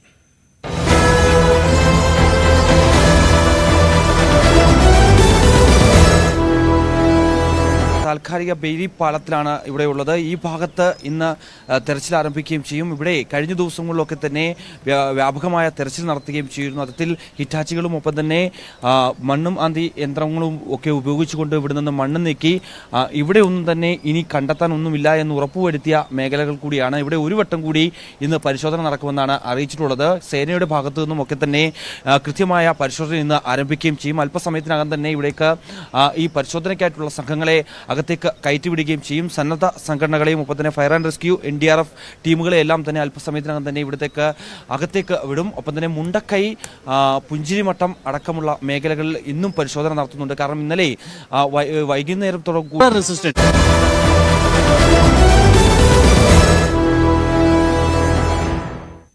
വാർത്തകളിലേക്ക്. വിമാനത്തിൽ ബോംബുണ്ടെന്ന വ്യാജ ഭീഷണി മുഴക്കിയ യാത്രക്കാരൻ അറസ്റ്റിൽ. തിരുവനന്തപുരം സ്വദേശി പ്രശാന്താണ് നെടുമ്പാശ്ശേരിയിൽ അറസ്റ്റിലായത്. ലഗേജിൽ ബോംബുണ്ടെന്ന് താൻ തമാശ പറഞ്ഞതാണെന്നായിരുന്നു ഇയാളുടെ വിശദീകരണം. വ്യാജ ഭീഷണിയെ തുടർന്ന് 2 മണിക്കൂറിലധികമാണ് വിമാനം വൈകിയത്. വിവരങ്ങളുമായി ഡാനി പോൾ ചേരുന്നു. ഡാനി, എന്താണ് സംഭവിച്ചത്? ഇന്ന് പുലർച്ചെയായിരുന്നു ഈ സംഭവം ഉണ്ടാവുന്നത്. തായ് എയർലൈൻസിൽ തായ്ലൻഡിലേക്ക് പോകാനെത്തിയ ആഫ്രിക്കയിൽ ബിസിനസ് ചെയ്യുന്ന തിരുവനന്തപുരം സ്വദേശിയാണ് ഇയാൾ, പ്രശാന്ത് എന്ന് പറയുന്നയാൾ. അദ്ദേഹം കുടുംബവുമായിട്ടാണ് ഇവിടേക്ക് എത്തിയത്. ഇവിടെ എത്തിയപ്പോൾ ഈ ലഗേജ് പരിശോധനയിൽ, കയ്യിലിരുന്ന ഹാൻഡ് ബാഗ് സംബന്ധിയായ പരിശോധനയിലെല്ലാം തന്നെ സുരക്ഷാ ഉദ്യോഗസ്ഥർ ഇതെന്ത് എന്ന് ചോദിച്ചപ്പോൾ പ്രശാന്ത് മറുപടി നൽകിയത് ഇതിൽ ബോംബ് ആണെന്നായിരുന്നു മറുപടി നൽകിയത്. ചോദ്യം വീണ്ടും ആവർത്തിക്കുമ്പോഴും ഇതേ ഉത്തരം തന്നെയാണ് ഇയാൾ നൽകിയത്. തുടർന്ന് സുരക്ഷാ ഉദ്യോഗസ്ഥൻ മറ്റ് സുരക്ഷാ ഉദ്യോഗസ്ഥരെ അറിയിക്കുകയും വിശദമായ പരിശോധനയിലേക്ക് പോവുകയും ചെയ്തു. അപ്പോൾ ഇയാൾക്ക് താൻ തമാശ പറഞ്ഞതാണ് എന്ന് പറഞ്ഞിരുന്നു. പക്ഷേ അതേ ഗൗരവത്തിൽ, അതേ തുടക്കം പറഞ്ഞതുകൊണ്ട് ഗൗരവത്തിൽ തന്നെ ഉദ്യോഗസ്ഥരെടുത്തു. തുടർന്ന് അത് വിശദമായ ഒരു പരിശോധനയിലേക്ക് പോകേണ്ടി വരികയും ചെയ്തു. പ്രശാന്തിനെ കൂടാതെ ഈ യാത്രക്കാരനെ കൂടാതെ ഭാര്യയും മകനും മറ്റ് ഒരുമിച്ചാണ് ടിക്കറ്റ് എടുത്തിരുന്നത്. അതുകൊണ്ട് ഇവർക്ക് കൂടി അതിലേക്ക് എല്ലാം തന്നെ പരിശോധനയിലേക്ക് വിധേയമാക്കേണ്ടി വന്നിരുന്നു. പിന്നീട് ഇത് ബാഗ് തുറന്ന പരിശോധന, ഇയാളുടെ യാത്ര തടഞ്ഞായിരുന്നു പരിശോധന ഉണ്ടായത്. ഇതിൽ മറ്റൊന്നും ചെയ്യാനില്ല, പരിശോധനയ്ക്ക് വിധേയമാകുക. മാത്രവുമല്ല ഇത് ഗുരുതരമായ ഒരു തെറ്റാണ്. അതുകൊണ്ട് തന്നെയും പുലർച്ചെ വിമാനം അടക്കമുള്ള കാര്യങ്ങൾ ഇതെല്ലാം പരിശോധനയിലേക്ക് വന്നു. പുലർച്ചെ പോകേണ്ടിരുന്ന 2:10 പോകേണ്ടിരുന്ന വിമാനം പിന്നീട് 4:10 4:30 ഇവിടെ നിന്ന് പറന്ന് ഉയരാനായത്. വിമാനം വൈകുക എന്നത് മാത്രമല്ല മറ്റുള്ളവർക്ക് കൂടി ബുദ്ധിമുട്ടുണ്ടാക്കുന്ന സ്ഥിതിയിലേക്കെല്ലാം തന്നെ പോവുകയും ചെയ്തു. ഇയാളുടെ അറസ്റ്റ് നടപടികളുടെ ഭാഗമായിട്ട് രേഖപ്പെടുത്തുകയും ചെയ്തിട്ടുണ്ട്. നെടുമ്പാശ്ശേരി പോലീസ് രേഖപ്പെടുത്തുകയും ചെയ്തിട്ടുണ്ട്. ഇയാളുടെ ഒരു തമാശ എന്ന രീതിയിൽ കാര്യങ്ങൾ പറഞ്ഞു എന്നാണ് അദ്ദേഹം പറയുന്നത്. പക്ഷെ വിമാനയാത്രയ്ക്ക് എത്തുന്നവർ ഈ രീതിയിലേക്ക് പെരുമാറുന്നെല്ലാം തന്നെയും ഗുരുതരമായ കാര്യങ്ങളിലേക്ക് വഴിതെളിക്കും എന്നതിന്റെ ഒരു ഉദാഹരണം കൂടിയാണിത്. അതായത് ഇദ്ദേഹത്തിന്റെ അറസ്റ്റ് രേഖപ്പെടുത്തിയിരിക്കുന്നു. തീർച്ചയായും ഡാനി പോളാണ് വിവരങ്ങൾ നൽകിയത്. ഡാനി, തുടരുക. മറ്റൊരു വാർത്തയുടെ വിശദാംശങ്ങൾ കൂടി ചോദിച്ചറിയേണ്ടതുണ്ട്. സ്വർണ്ണക്കടത്തിൽ ആരോഗ്യ വകുപ്പ് ഉദ്യോഗസ്ഥർ അറസ്റ്റിലായ സംഭവത്തിൽ അന്വേഷണം ഊർജിതമാക്കി DRI. നെടുമ്പാശ്ശേരി വിമാനത്താവളത്തിലൂടെ ഇവർ മുൻപും സ്വർണം കടത്തിയതായി വിലയിരുത്തൽ. വിമാനത്താവളത്തിലെ മുൻ ആരോഗ്യ വിഭാഗം ഉദ്യോഗസ്ഥരായ സേതു സന്തോഷ്, ഗോകുൽ എന്നിവരെയും സ്വർണ്ണക്കടത്ത് സംഘത്തിലെ അംഗം മലയാറ്റൂർ സ്വദേശി ജെറിൻ ബൈജുവിനെയുമാണ് DRI സംഘം ഇന്നലെ അറസ്റ്റ് ചെയ്തത്. ഡാനി പോൾ തുടരുന്നുണ്ട്. ഡാനി, വിശദാംശങ്ങൾ. കഴിഞ്ഞ കുറച്ചു ദിവസങ്ങളായി DRI സംഘം ഇതുമായി ബന്ധപ്പെട്ടുകൊണ്ട് അന്വേഷണം നടത്തുകയാണ്. DRI കസ്റ്റംസും ഇതുമായി ബന്ധപ്പെട്ടുകൊണ്ട് അന്വേഷണത്തിലേക്ക് അടക്കം കടന്നിട്ടുണ്ട്. ഇതിന്റെ തുടർച്ചയായാണ് ഇപ്പോൾ ഈ അറസ്റ്റ് അടക്കമുള്ള കാര്യങ്ങൾ ഉണ്ടായിരിക്കുന്നത്. ഇതിൽ ഏറ്റവും പ്രധാനപ്പെട്ടത് ആരോഗ്യ വകുപ്പിലെ ഉദ്യോഗസ്ഥരാണ് ഈ രീതിയിലേക്ക് ഈ ഒരു നടപടികളിലേക്ക് വന്നിരിക്കുന്നത് എന്നതാണ് നമുക്ക് പറയാനുള്ളത്. നെടുമ്പാശ്ശേരി വിമാനത്താവളത്തിൽ ഇവർ ആരോഗ്യ വിഭാഗത്തിൽ ജോലി നോക്കുകയായിരുന്നു. ഇവരെ അറസ്റ്റാണ് രേഖപ്പെടുത്തിയിരിക്കുന്നത്. സേതു സന്തോഷ്, ഗോകുല എന്നിവർക്കൊപ്പം തന്നെയും മലയാറ്റൂർ സ്വദേശിയായി സംഘത്തിലെ മലയാറ്റൂർ സ്വദേശിയായി ജെറിൻ ബൈജു എന്നീ 3 പേരുടെ അറസ്റ്റാണ് രേഖപ്പെടുത്തിയിരിക്കുന്നത്. ഇവർക്ക് ഈ സ്വർണ്ണക്കടത്ത് സംഘവുമായി കൃത്യമായ രീതിയിൽ തന്നെ ഇടപാടുകൾ ഉണ്ട് എന്നത് DRI ഉദ്യോഗസ്ഥർക്ക് ബോധ്യമായിരിക്കുന്നു.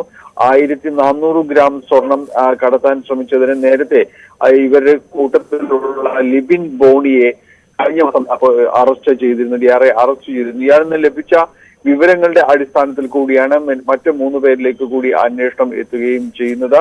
ഇവരെ 14 ദിവസത്തേക്ക് ഇപ്പോൾ റിമാൻഡ് ചെയ്തിട്ടുണ്ട്. ഇവരിൽ നിന്ന് കൂടുതൽ വിവരങ്ങൾ ഇവരെ കസ്റ്റഡിയിൽ ആവശ്യപ്പെടും. അതിൽ നിന്ന് കൂടുതൽ വിവരങ്ങൾ അറിയാൻ സംഘത്തെ സംബന്ധിച്ച് കൂടുതൽ വിവരങ്ങൾ അറിയാൻ സാധിക്കുമെന്നതാണ് ഇവർ ലക്ഷ്യമിടുന്നത്, DRI ലക്ഷ്യമിടുന്നത്. എന്തായാലും കുറച്ച് നാളുകൾക്ക് ശേഷം വിമാനത്താവളത്തിനകത്ത ഉദ്യോഗസ്ഥരെ ഈ രീതിയിലേക്ക് വരുന്നത് കുറച്ച് നാളുകൾക്ക് ശേഷമാണ്. ഇത് സംബന്ധിച്ചിട്ടുള്ള ഒരു അന്വേഷണം ഇന്ത്യനായിട്ട് തന്നെ ആരംഭിച്ചിട്ടുണ്ട്. ഇംഗങ്ങളുമായിട്ട് ബന്ധം പുലർത്തുന്ന ഉദ്യോഗസ്ഥരടക്കം നിരീക്ഷണത്തിലേക്ക് കൊണ്ടുവരിക എന്ന ലക്ഷ്യത്തോടെയാണ് DRI മുന്നോട്ട് പോകുന്നത്. ശരി, ഡാനി പോളാണ് വിവരങ്ങൾ നൽകിയത്. മാസപ്പടി കേസിൽ വിജിലൻസ് അന്വേഷണം ആവശ്യപ്പെട്ട് നൽകിയ റിവിഷൻ ഹർജി ഹൈക്കോടതി ഇന്ന് പരിഗണിക്കും. കോൺഗ്രസ് MLA മാത്യു കുഴൽനാടൻ നൽകിയ ഹർജിയാണ് ഹൈക്കോടതിയുടെ പരിഗണനയിൽ വരുന്നത്. റിവിഷൻ ഹർജിയിൽ മാത്യു കുഴൽനാടന്റെ അഭിഭാഷകൻ ഇന്ന് മറുപടി വാദം അറിയിക്കും. വിജിലൻസ് അന്വേഷണം വേണ്ടെന്ന തിരുവനന്തപുരം വിജിലൻസ് കോടതിയുടെ വിധി ചോദ്യം ചെയ്ത് നൽകിയ ഹർജിയിൽ ജസ്റ്റിസ് K. ബാബു അധ്യക്ഷനായ സിംഗിൾ ബെഞ്ചാണ് വാദം കേൾക്കുന്നത്. വിജിലൻസ് അന്വേഷണം വേണ്ടെന്നാണ് മുഖ്യമന്ത്രി പിണറായി വിജയനും എക്സാലോജി കമ്പനി ഉടമ വീണയും ഹൈക്കോടതിയെ അറിയിച്ചത്.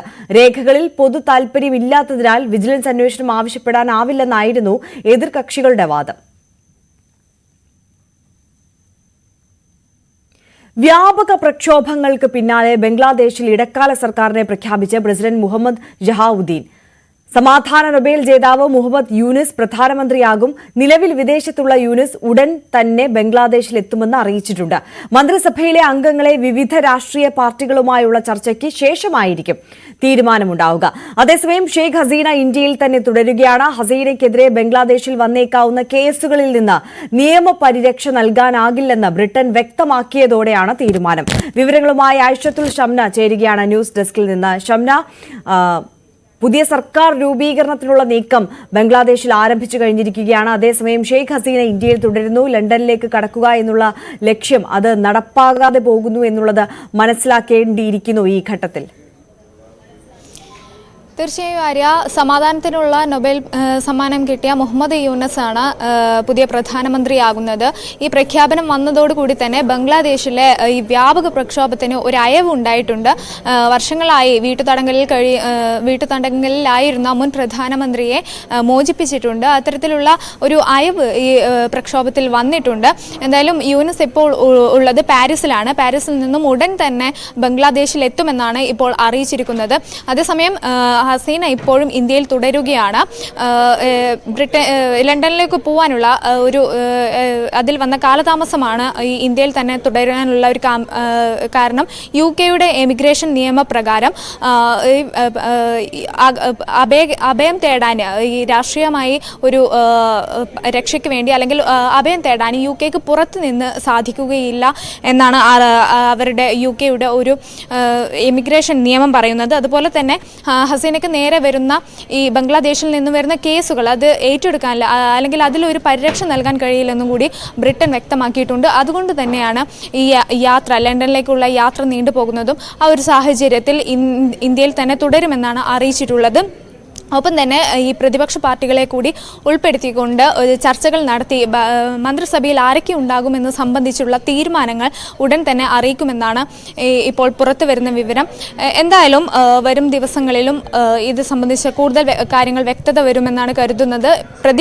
പ്രക്ഷോഭത്തിൽ വലിയ രീതിയിലുള്ള യൂനസിനെ പ്രധാനമന്ത്രിയായി പ്രഖ്യാപിച്ചതോടെ വലിയ രീതിയിൽ പ്രക്ഷോഭത്തിൽ അയവുണ്ടായിട്ടുണ്ടെന്നാണ് മനസ്സിലാക്കാൻ സാധിക്കുന്നതും. എന്തായാലും ഇന്ത്യ അടക്കമുള്ള ഈ ബംഗ്ലാദേശുമായി അതിർത്തി പങ്കിടുന്ന രാജ്യങ്ങളോട് കരുതിയിരിക്കണമെന്നും ജാഗ്രത പുലർത്തണമെന്നും അറിയിച്ചിട്ടുണ്ട്. ആര്യ, തീർച്ചയായും ആയിഷത്തുൽ ഷംനയാണ് വിവരങ്ങൾ നൽകിയത്. മായ അപ്ലയൻസസിന് കീഴിലുള്ള പ്രമുഖ കിച്ചൺ അപ്ലയൻസസ് ബ്രാൻഡായ വിഡിയം വിവിധ ഇനം നൂതനമായ ഉൽപ്പന്നങ്ങൾ അവതരിപ്പിച്ചു. വോഗ് ശ്രേണിയിലുള്ള കുക്കിംഗ് ടോപ്പുകൾ, ADC ബ്ലൂ എന്ന പേരിൽ ഫുഡ് പ്രോസസർ തുടങ്ങിയവയാണ് പ്രധാനപ്പെട്ടത്.